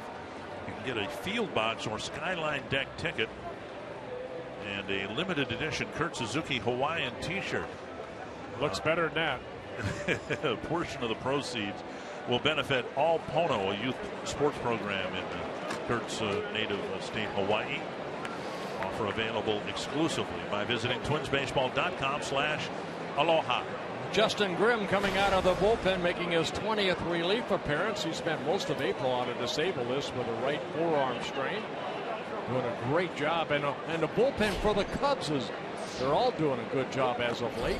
Over the last 3+ weeks, the bullpen out of that for the Cubs, a combined 1.63 ERA since May 23rd.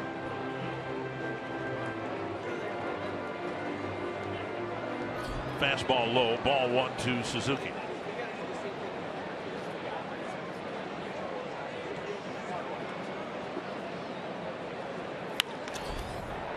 Great stop at short by Castro, but he can't make the throw.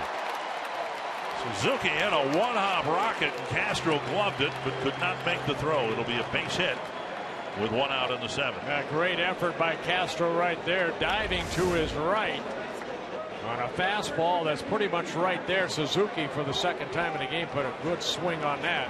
Castro diving, came up, and right here dropped the baseball. So it'll be an infield base hit for Suzuki. And now Vargas, who has struck out, and chop one to Rizzo.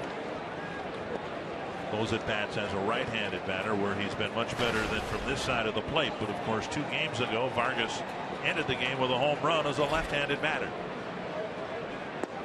Strike 1.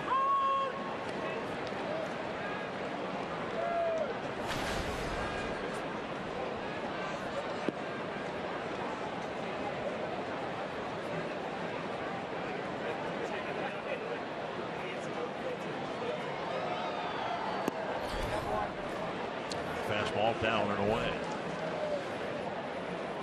Grimm, 26 years old, came up with the Rangers back in 2012, then traded over to the Cubs in 2013 in the Matt Garza trade.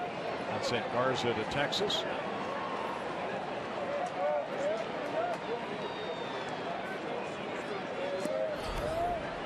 Nice pick up by Ross.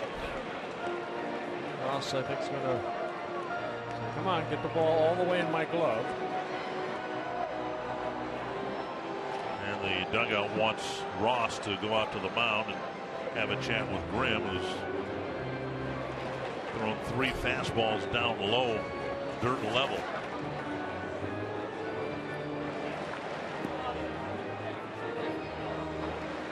Joe Madden talking to his bench coach, Dave Martinez, who a lot of people thought would inherit Madden's job with the Rays. Right. But Cash obviously doing a great job. It's really been, given the departures in Tampa Bay, a win situation. They keep coming up with good pitching, don't they? But Andrew Friedman set things in motion by going to the Dodgers, and they're leading the National League West. Everyone thought the Rays might be moved out of the American League, and they're leading the American League East with about the same record the Dodgers have. And then you've got the Cubs, who right now would be a wild card team in the National League. So all 3 teams doing well with the moves that were made. 2-1 to Vargas.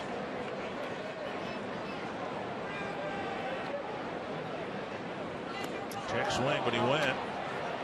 And it's 2-2. Another pitch in the dirt. This one an off-speed pitch.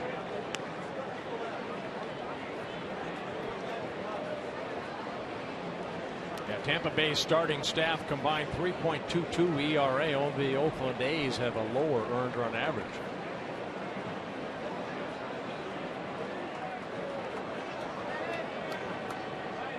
Sets up inside, and Vargas swings through. Strike 3, 2 down. Straight over the top fastball. Eduardo Escobar with 2 outs, and let's go to Kevin Gordon. Yeah, interesting to talk to Eduardo Escobar this morning. It's always fun talking to him. He's such a charismatic kid, and got a hit last time up. And guys, he makes no bones about it. Much more comfortable at shortstop where he is today. He's happy to be in the lineup any day for Paul Molitor, but he said the outfield, especially here at Target Field, can be quite an adventure. He said shortstop, it feels comfortable to him. Loves the chemistry that he has with Brian Dozier, and the defense that Minnesota's played this year up the middle is such a factor in their success and where they're at the standings right now. And he can chip in and keep that batting average climbing up. Got the hit last time out. He might be a shortstop they look at for a while there at that position, guys. Well, thank you, Kevin. We mentioned Danny Santana's doing very well at AAA, hitting .366. Committed just one error so far. And so if the point was to get Santana down there to clear his head and just play his game, that appears to be happening. So we'll see how long it takes for Santana to get recalled up here. Just saw Chris Bosio go out to talk to his right-hander out there. Again, he had some forearm stiffness that put him on a disabled list for almost a month. And they just wanted to make sure he's okay. But that last fastball at 95 with some sink struck out Vargas. Here is Escobar.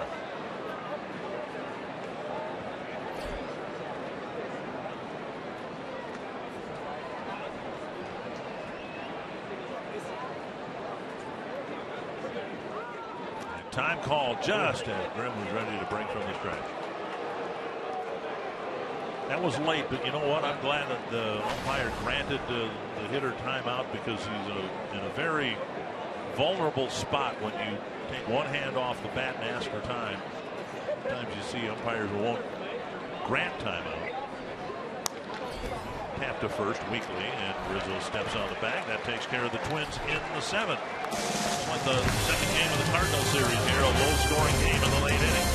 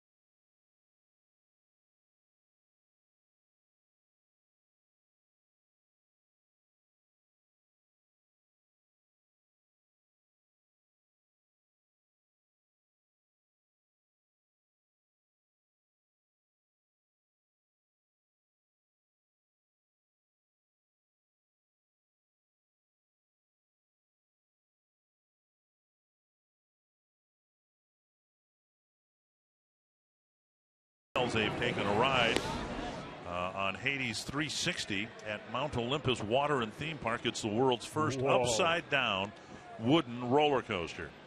The largest coaster in the park, Hades 360, also features a drop of 134 feet, a 90-degree turn underground, and a speed of 70 miles per hour. Now, do you eat before you go on that thing? And after, I'm sure, after. Wow. Oh, would you go on that? No. I would go on that. Really? Yeah. I had a bad experience on a tilt-a-whirl once, and I just don't enjoy that. There's Chris Bryant against Casey Phoenix. Yeah, Casey starting his second inning. The first one went well. 12 pitches, 8 strikes with a strikeout. 1, 2, 3. Strike called on the outside corner. Bryant, Conklin, and Castro in the Cubs' 8th inning.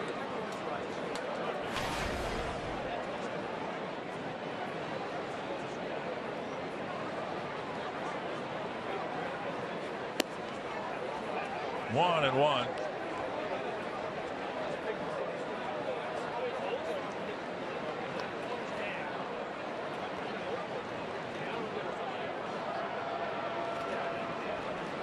Outside 2-1.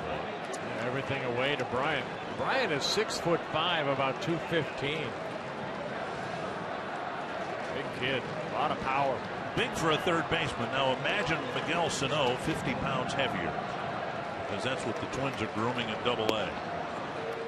Strike of the knees, 2-2.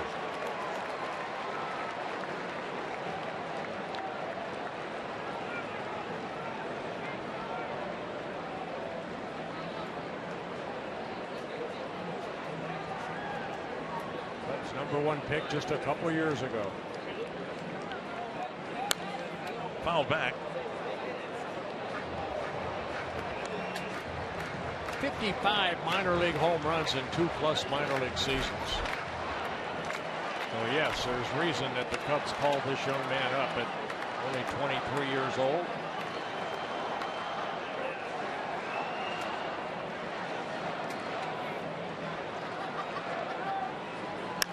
High fly to center. Buxton back. And he's there for the catch, 1 away.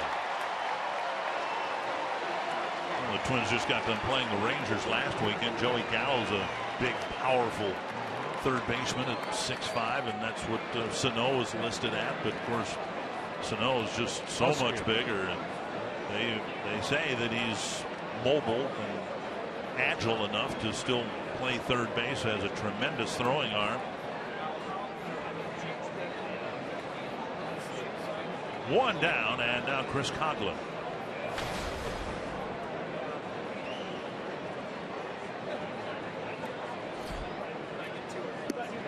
Strike on the outside corner.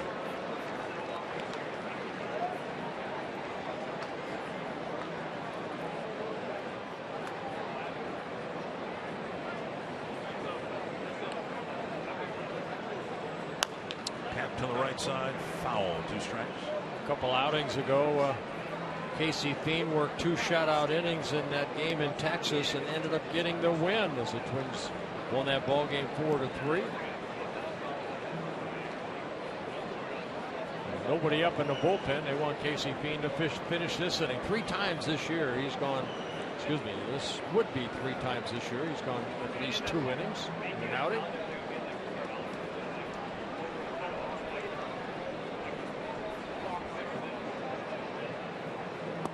Half swing, strike out of Coghlan, 2 down.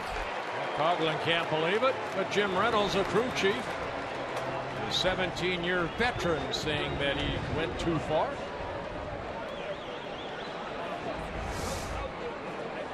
Take a look where the bat ends up. Yep, he went. So Thien picks up his 2nd strikeout. Now Starlin Castro 1 for 3. Joe Madden was one of the first forward-thinking, outside-the-box thinking managers. The pop-up near first. Vargas backpedaling, calling for it in foul ground. 2 really good innings for Casey Thien. 6 up, 6 down.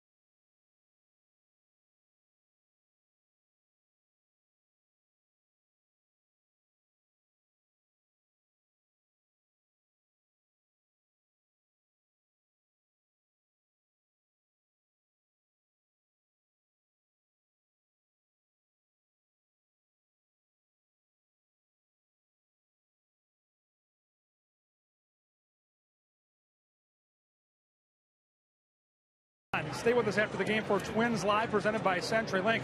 The state of Washington getting paid with their golf fans as they host the U.S. Open at Chambers Bay. Well, their baseball fans got paid today. A couple of native sons really hooked up in a great pitcher's duel. John Lester stymied the Twins throughout, changing speed, changing direction, and really keeping the batters off balance. On the other side, Trevor May went toe-to-toe and survived a couple of scares and got the job done. We'll break both their starts down in our post-game show. We'll also take you inside the manager's office, hear from Paul Molitor about this game, see if the Twins can lock up another series win in interleague play here at Target Field, guys. All right, thank you, Kevin. We'll see what Byron Buxton can get done leading off the 8th inning. Pedro Strop, a hard-throwing right-hander in his 3rd season with the Cubs, making his 34th relief appearance. 34 strikeouts in 30 innings pitched, 11 walks, and 4 of those intentional.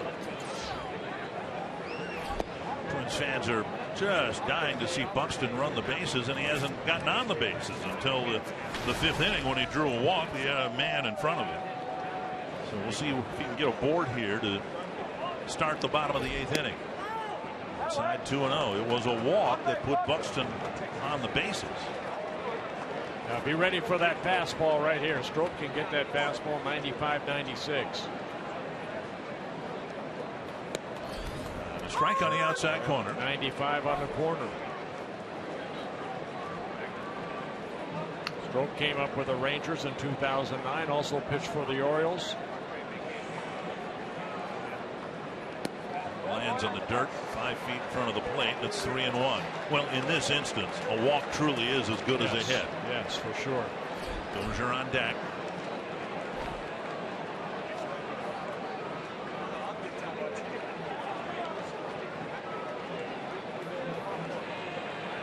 Three and 1 to Buxton.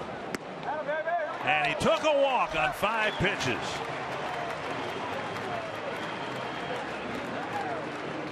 As a pitcher, you're always asking for trouble with that leadoff walk.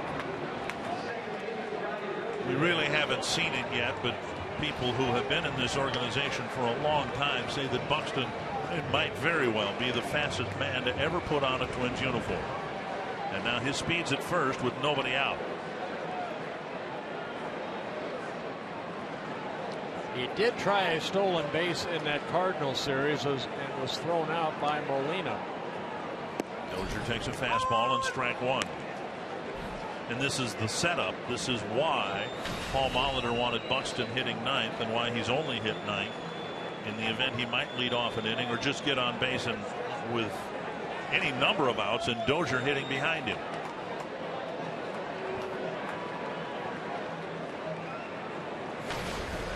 Buxton down in AAA, 20 stolen bases in 22 attempts. Excuse me, AA.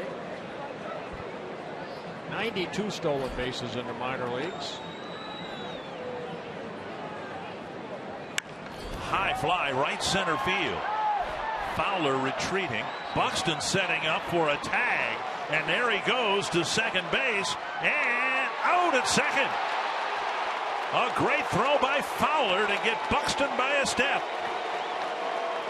Very close play. We'll see if the Twins challenge it. Paul Molitor is out of the dugout. Fowler made a great throw right there. And Buxton being told, hey, hang on here. We might challenge this. It's a close play. See, Fowler kind of backpedaling and then gets behind that ball so he can get that ball back in quickly. A one hop to Castro. Ooh. And I don't know because watch Strop tag up right here. Excuse me. Buxton. And the Twins will not challenge it. Wow.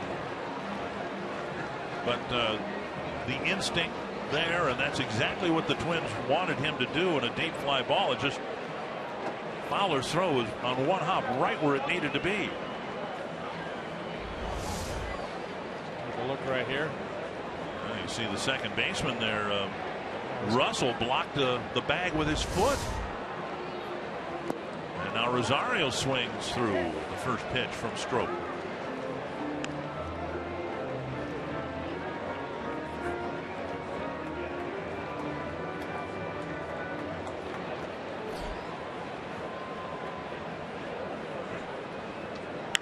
Fouled away, 2 strikes.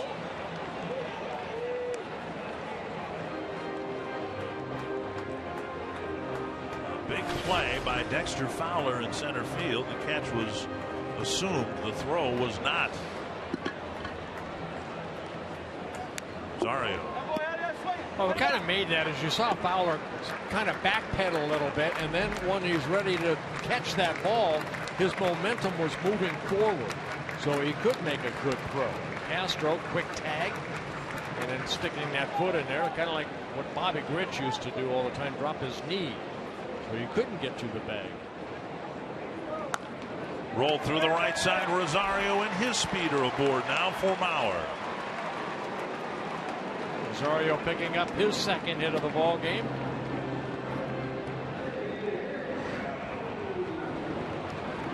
And that average just keeps going up for Eddie Rosario. Just seems like more often than not now they're 2 hits a game for Rosario. There's Mauer. A couple of walks and a strikeout.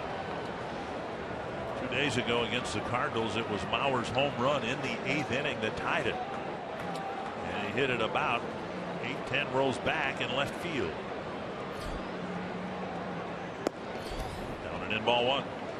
Great crowd here this afternoon, just over 40,000. 40,066.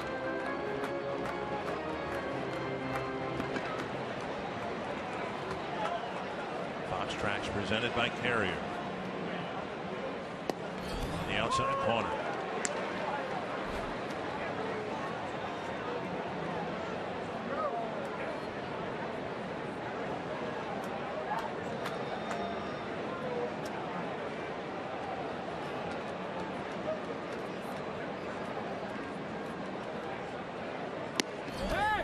Off to first, got him.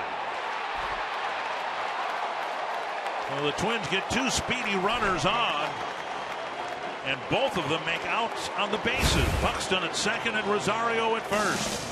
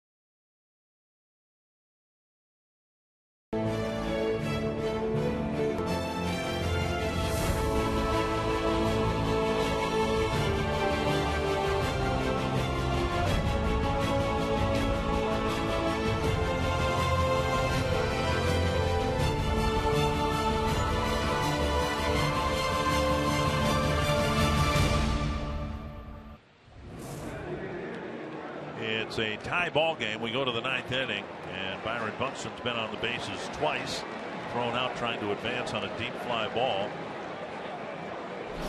And it'll be Glenn Perkins pitching to the Cubs in the 9th inning. Yeah, Perk making his 31st relief appearance. He last worked here against the Cardinals on Wednesday. An inning and a third when he picked up his 23rd save and 23 save opportunities in the 3-1 win. Strike one called to Kyle Schwarber. Schwarber with 2 strikeouts, and then he hit one right off the end of the bat. spinning in the grass toward third base. He got an infield hit. Strike 2. In a couple of games like the Twins have had where the starters go 8 and you don't have extra innings, you've got a rejuvenated bullpen. That helps, doesn't it? Yes. Swing and a miss. Sharper on 3 pitches. Good morning, good afternoon, and good night. Perkins picking up a strikeout. Rosario getting picked off. This kind of a mirror image of Darrell Evans getting picked off at third in the playoffs. This is kind of a setup play between Rizzo and Ross. Ross, I'm sure, had a sign right there. Rosario trying to get that good lead, and Ross threw right behind him. Rosario with that quick tag. Here's DeNorfia. 4 fastballs, 4 strikes. This a foul tip, 1 strike to DeNorfia.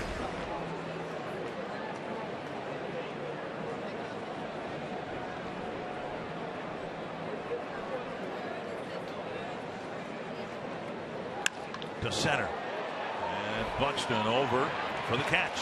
2 down. Pivotal point in the game in the 6th inning. 1st and 3rd, nobody out, but Trevor May got out of it. Yeah, walking a base hit, put runners at 1st and 3rd with nobody out. Then May bore down, struck out Castro. Schwarber ended up striking out. He walked DeNorfia to load the bases, and then he struck out David Ross. So 3 strikeouts in that inning. Great effort and great job by Trevor May. Ross, a fly ball, a double, and a strikeout.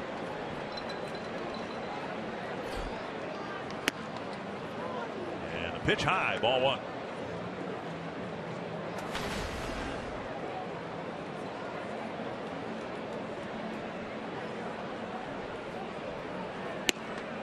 And a strike. They missed with a breaking ball, came right back with it to even the count.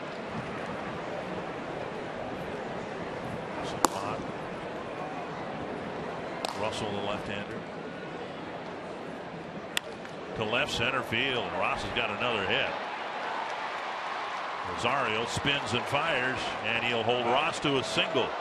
Ball knocked down at the mound. Rosario, who threw a runner out at second base a couple games ago in a very similar play, got it back in quickly. Yadier Molina. Remember, Molina hit that ball in the gap almost just like that, and Rosario ended up throwing him out. And it came with 2 outs in the inning. This time Ross, about the same type of speed and a catcher. Got that fastball. Picked up his 2nd hit. Thought about second base, but Rosario does a good job over there. Gets to it, spins around, and makes a strong throw towards second. Fouled away, and that's really what has been noticeable since the 2nd week of April. Twins running outfielders out there that are much more athletic, able to get to balls like that. In Rosario's case, a pretty strong and accurate arm. Up and away, 1-1.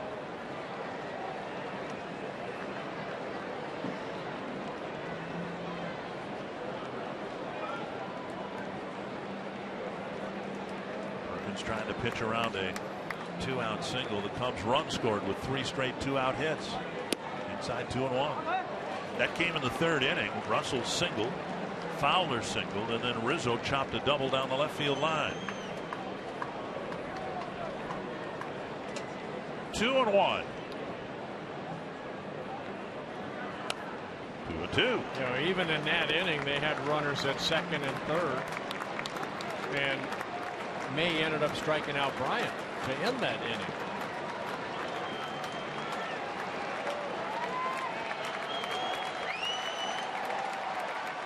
Two and 2. Perkins to Russell. Checked his swing. No, and it's a full count. He's blocked by Suzuki. So able to not commit to that breaking ball down and in. You got to have a pinch runner right here. Herrera off the bench. Very close.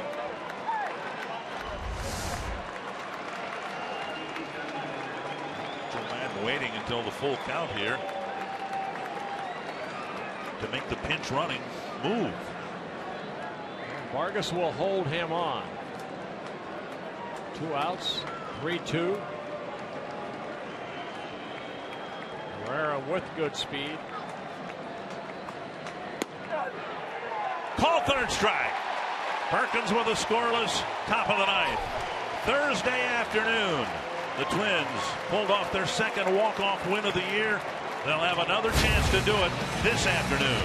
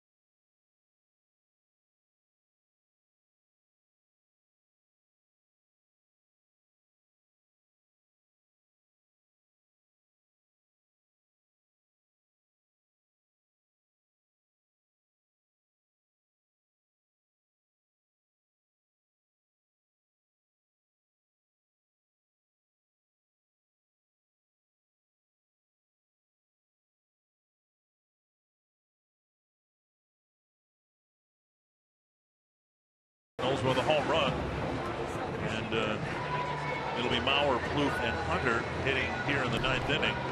And the first pitcher that they'll face, not maybe the last they'll face this inning, James Russell, a left-hander, asked to pitch to at least Joe Mauer. Yeah, the only left-hander in that bullpen. Russell, 29 years old, in his second stint with the Cubs.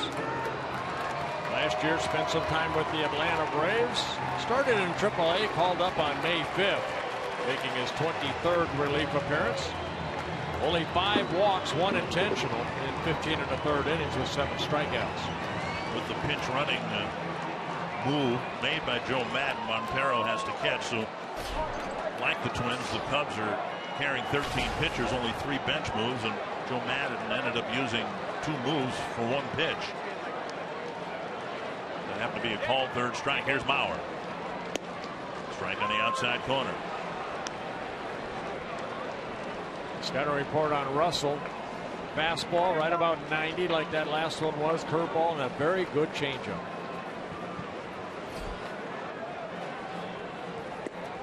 Missing the spot, we'll call it. Everybody goes after Joe down and away. One pitch hit it, the other one did not.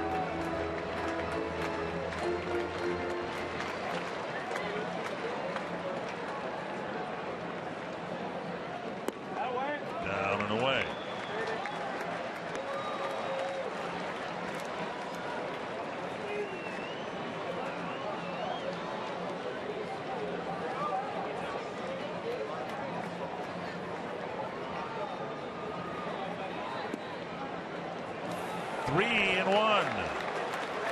All 4 pitches targeted to that same spot down and away, and Russell's missed with 3 of them.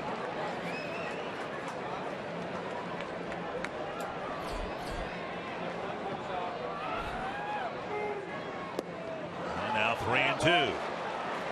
Mauer with 2 walks and a strikeout.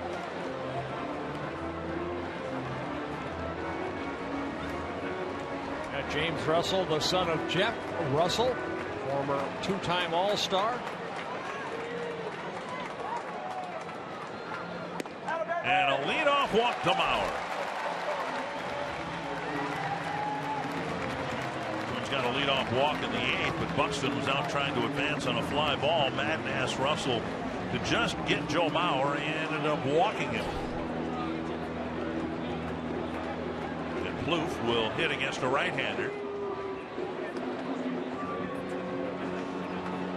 Plouffe with 4 runs batted in last night and he'd like to get one here in the ninth.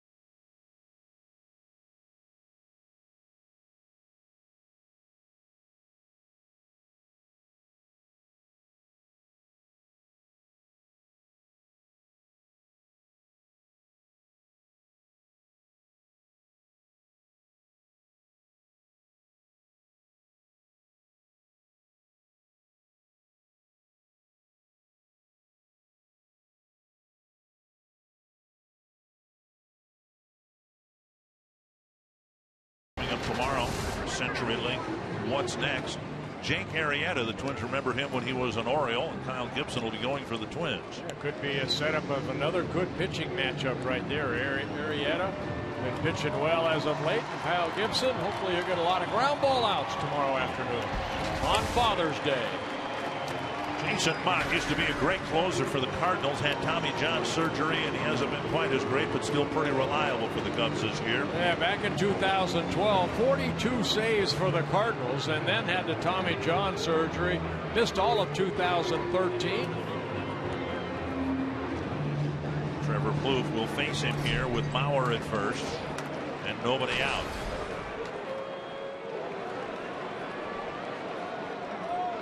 With an overpowering fastball, hard slider.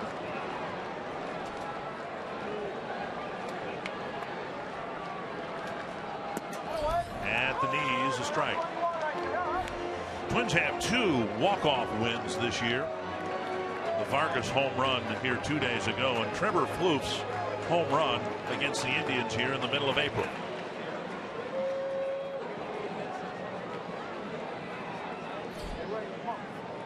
Mauer takes off, and the pitch lifted foul. Joe got a good break from first base. Well, Mott has that high leg kick, and Joe taking the chance that that ball might be missed or call the ball. And got a pretty good jump right there. Now 0-2 to Plouffe. He's hit into 2 ground ball double plays here today. It was almost a walking lead. You can see that the high leg kick.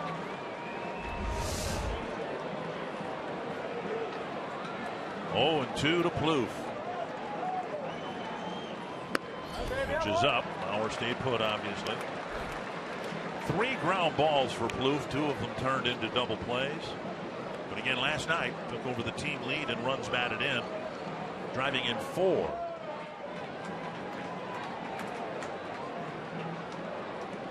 One and 2.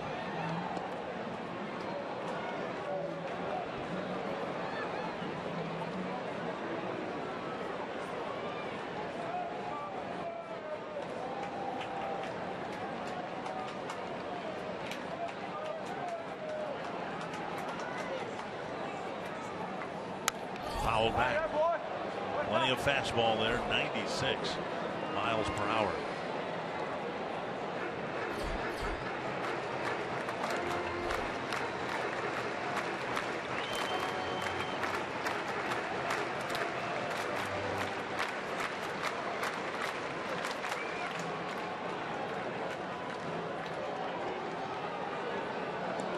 One and 2 to Plouffe.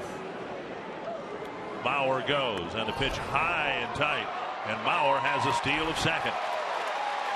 Again, with that high leg kick, base runners who are not normally stealers become steal candidates. Yeah, you're not going to pay much attention to you. Joe Mauer got a good jump, steals his second base of the year in 2 attempts. High fastball in. And Montero's throw a little late. And Joe sliding right on top of that bag.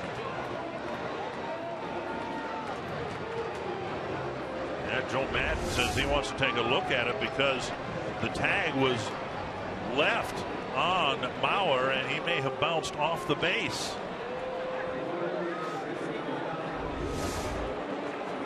Joe slide.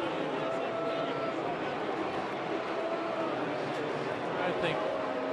Yeah, see, he's off the bag and trying to reconnect with it with his right hand. That's why it's important for middle infielders to keep that tag applied to that potential base stealer. See Castro just keeping the glove there. He's going to be called out. He should be called out. He was not in contact with the base. And you can see the glove still attached to Joe's body.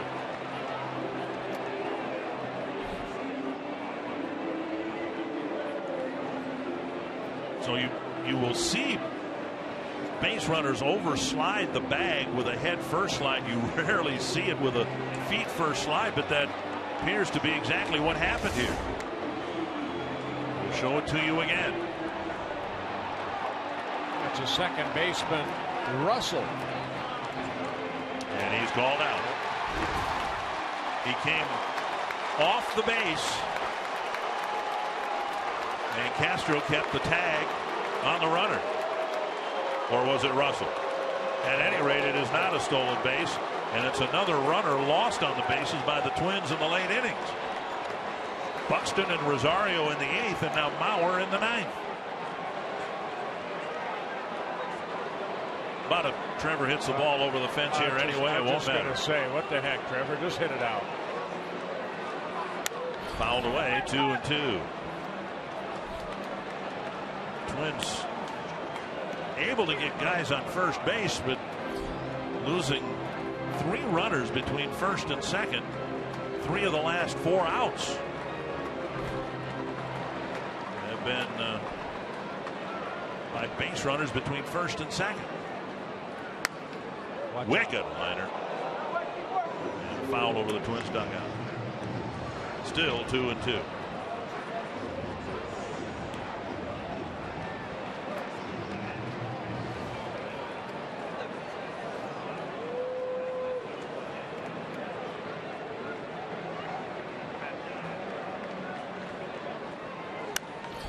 Foul pop. Again over the Twins dugout. Watt's going right after Plouffe with that fastball.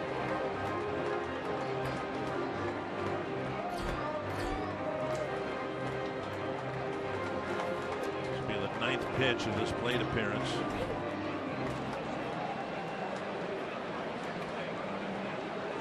Russell walked Mauer, but now Mauer's off the bases. 3-2, Hunter on deck.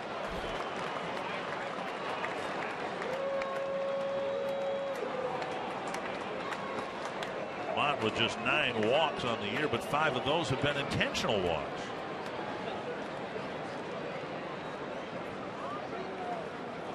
A high fly to deep left center field. Fowler, short of the track, makes the catch. I guess Trevor just got underneath it. That sound, I thought, uh-oh. Good for the Twins. It's gone. It's a fastball. Maybe a little bit off the end of the bat, and Trevor knew it. Yep. 2 down in the 9th, and now Hunter 0 for 3. 2 strikeouts and a ground ball to third.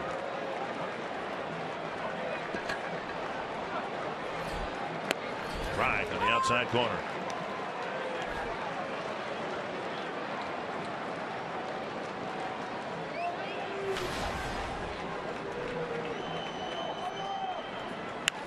That's to left center field. Coughlin has it drop in front of him, and Hunter's aboard with a base hit, and that'll bring up Suzuki. Hunter's first hit. Suzuki has a home run and a single on the day. Got a home run coming with 1 out in the second inning off of John Lester, jumping on that first fastball. His 3rd home run of the year. Home run in the second deck. 410 feet away. We're going to run for Torrey Hunter. So with 2 outs in the 9th, the Twins go to their bench. Shane Robinson coming in to pinch run for Torrey.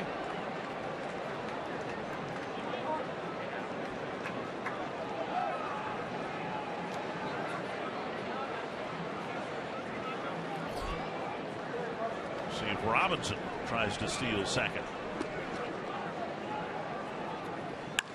Drive to right center field, but Fowler in the gap has it measured. We'll head to extra innings. We are tied at 1 through 9.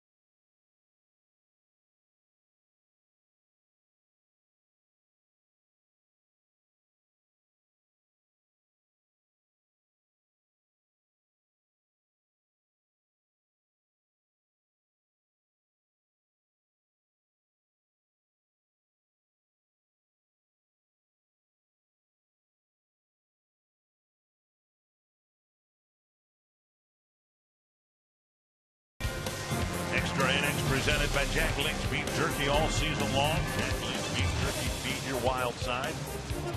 Have done well in extra innings this year. 3 wins, 1 loss. Blaine Boyer will be pitching the top of the 10th inning, making his 32nd relief appearance. He got the win here on Thursday, thanks to the home run by Kenny Vargas in the bottom of the 9th inning. Cubs are 6-3 in extra innings.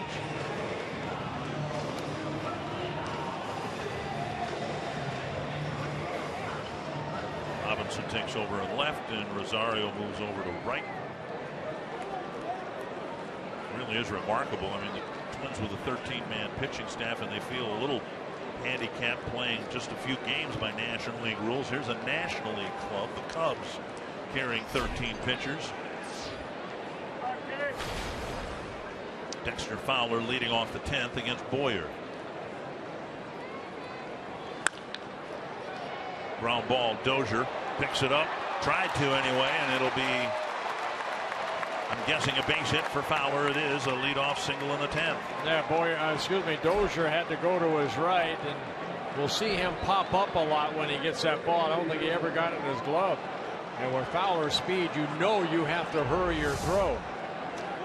So Dozier going to his right. See Escobar behind him. He was in position to make the play and maybe make a longer and later throw. You've seen Dozier make that play so many times, you're surprised when he doesn't. Fowler on with his speed at first base. And now Rizzo.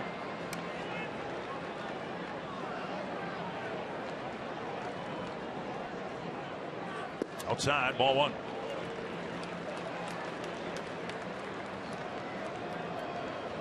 Rizzo with an RBI double. He just chopped it down the third baseline back in the 3rd inning and drove in the Cubs run with the double.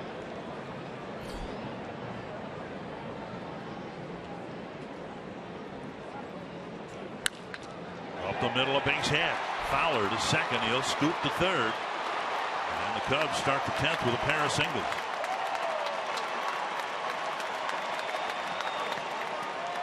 Rizzo sat on that fastball. He got it, lined it right up the middle. And with Fowler's speed, runners at the corners. Nobody out for the Cubs. Ball left up. Rizzo put a good swing on it. Picks up his second hit.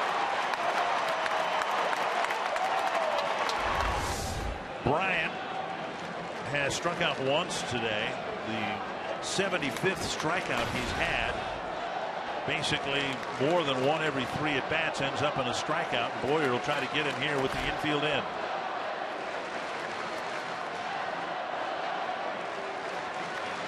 High fly to center. Buxton coming in. Very short center. And Fowler won't try, but now the throw over home plate, and that allows Rizzo to go to second. I know Butch Davis will be talking to Buxton about that throw right there. You want to hit that cutoff man Vargas near the pitching mound. Comes up and just airmails it over the head of Suzuki. You see Vargas right there. And the runner, Rizzo, advances from first to second. See what the Twins do here with Coghlan, the cleanup batter, with first base open. They may walk Coghlan and try to set up a double play grounder. And that's what will happen. It'll be an intentional pass filling the bases. Castro leading the team by grounding into 10 double plays.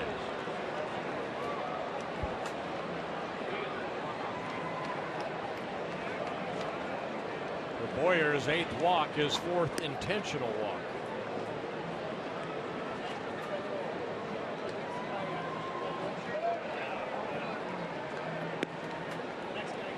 An intentional walk. Now they're loaded. 1 out. Castro on a team that has only grounded into 40 double plays this year. Castro's grounded into 10 of them.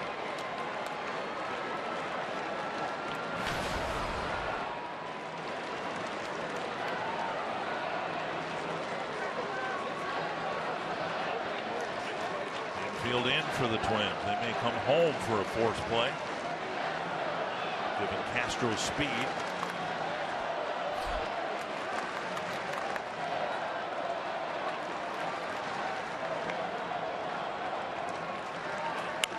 Base hit center field.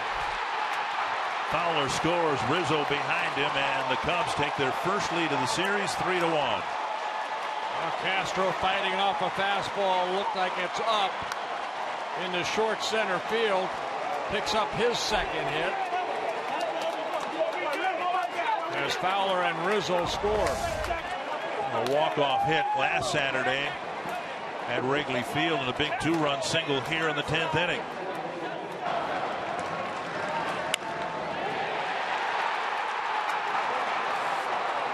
Three to 1 Chicago, and Schwarber will hit with still only 1 out.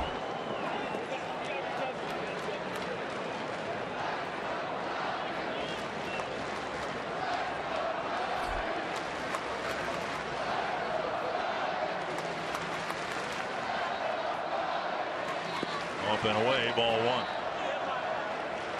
Well, they really didn't hear the Cub fans last night with that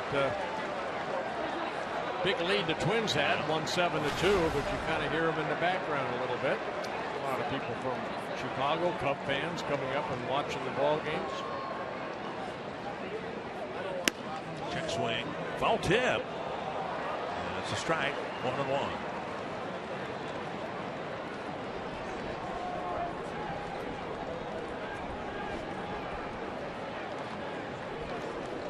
Many innings like this for Boyer, less than a hit per inning pitched, and he's given up 3 hits alone here in the 10th. Still only 1 out.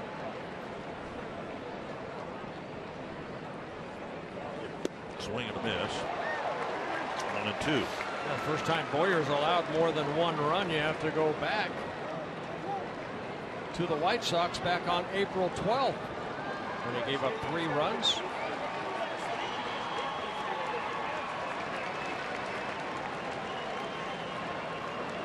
Been pretty stingy.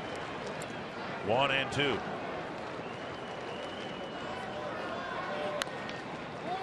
And pulled foul.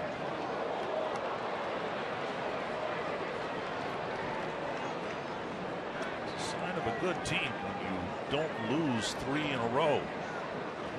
Twins had that stretch for nearly 2 months.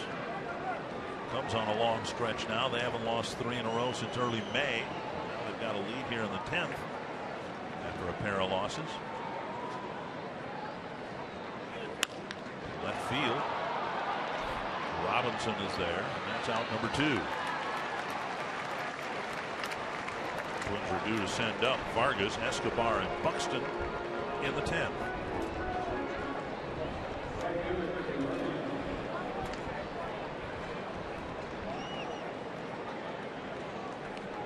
Rondon warming up. Closer for the Cubs. He'll get a save opportunity, it would appear, on the bottom of the 10th. Denorfia, walk, and an 0 for 3 day going.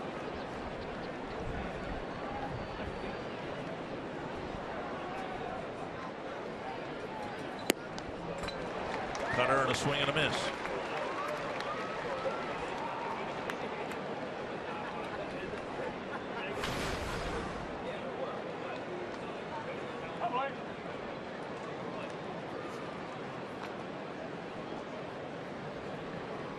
One strike to Denorfia.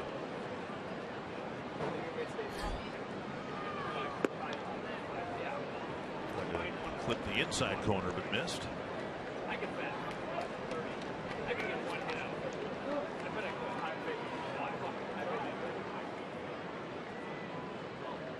One and one.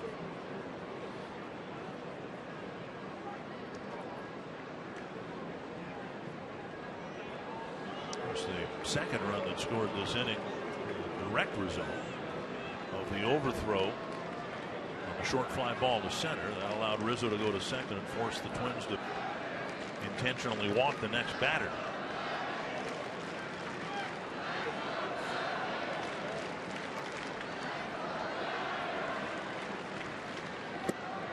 One and two. Yeah, good pitch down there by Boyer.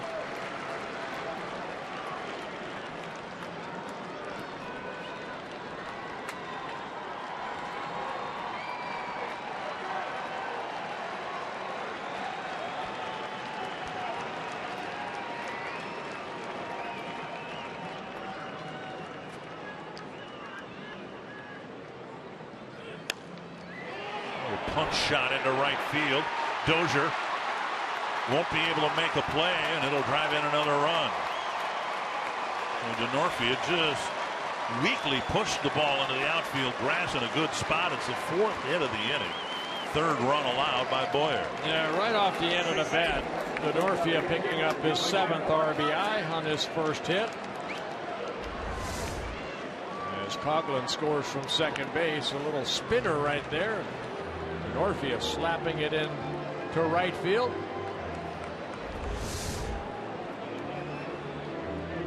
And Aaron Thompson's going to come in, try to get the last out of the 10th. Some balls hit hard, some not so hard, but a rough outing for Boyer as he gives up at least 3 here in the 10th.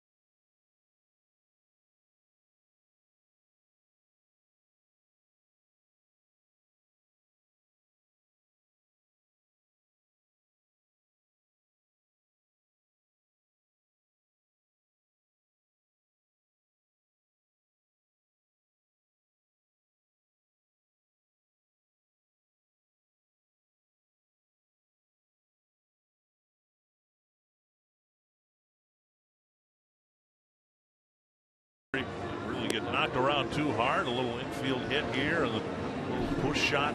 Center Castro may have broken his bat on his base hit, but just one of those outings. Yeah, you know what? Again, that's only the second bad outing I think this season for Boyer. Second time he's given up 3 runs in an inning, and hopefully Aaron Thompson can come in and shut the door right here. Making his 33rd relief appearance. He last worked on Tuesday against the Cardinals. 1 shutout inning.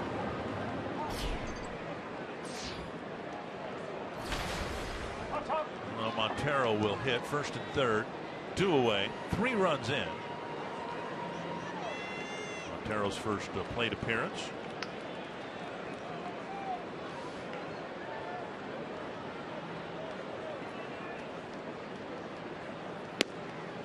And a strike called. Montero caught in last night's ball game when 1 for 3. He singled in his first at bat.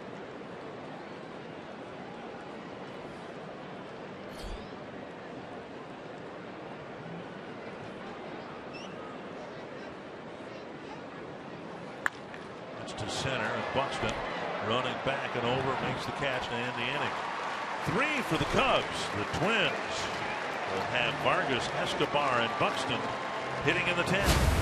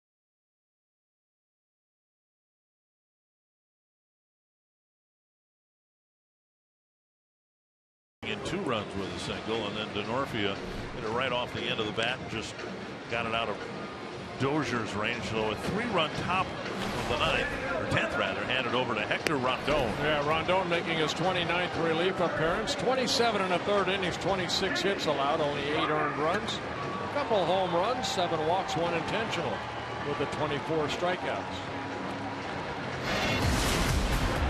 Vargas with the walk-off home run Thursday afternoon in the bottom of the 9th.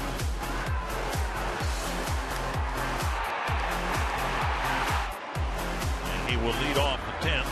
Don't need a home run yet. They hope to get some guys on base and then get a long ball. Vargas, Escobar, and Buxton will hit. And Vargas with a swing and a miss, 1 strike. 2 strikeouts today and a 2-hopper to Rizzo.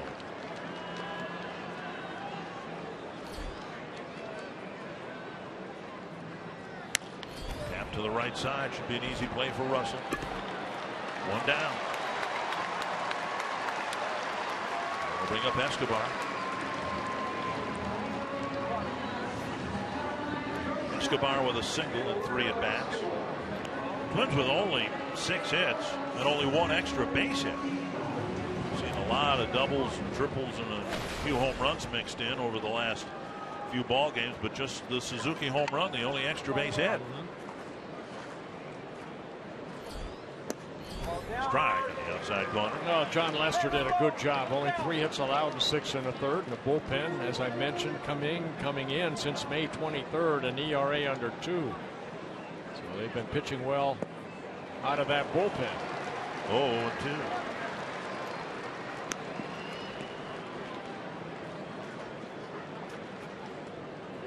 Rondon, 27 years old in his 3rd season with the Cubs. In the dirt, 1-2.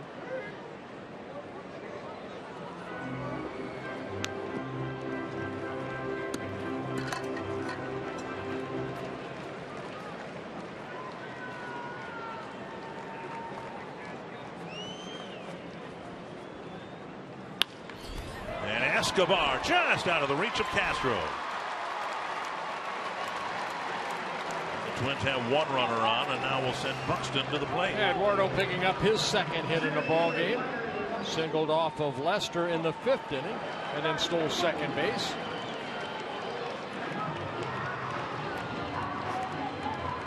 Buxton with a couple of walks today and a strikeout. Still looking for that first target field hit.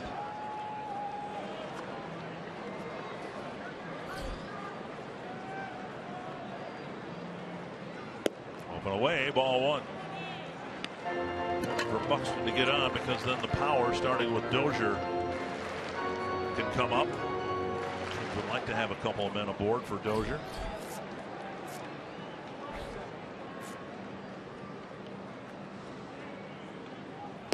And there's a strike, 1-1. 2 straight sliders by Rendon.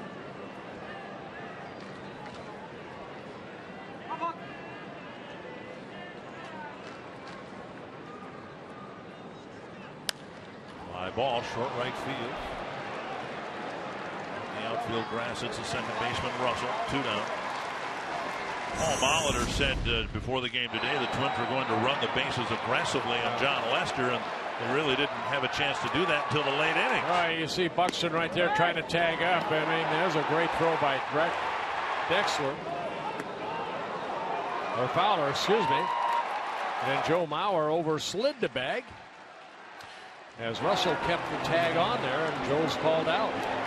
Span of 4 outs, and 3 of them were recorded between first and second base.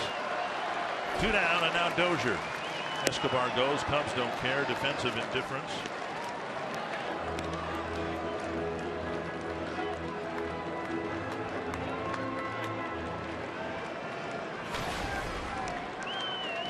With just 7 hits.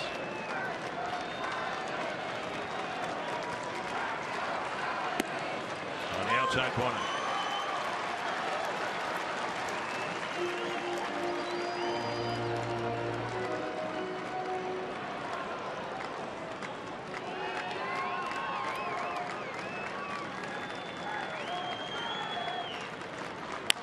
Pulled foul. 2.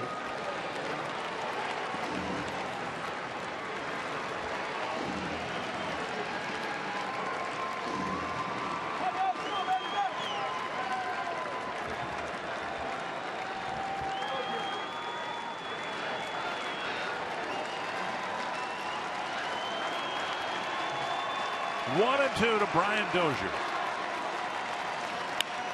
And Dozier's line drive caught by Castro to end the game.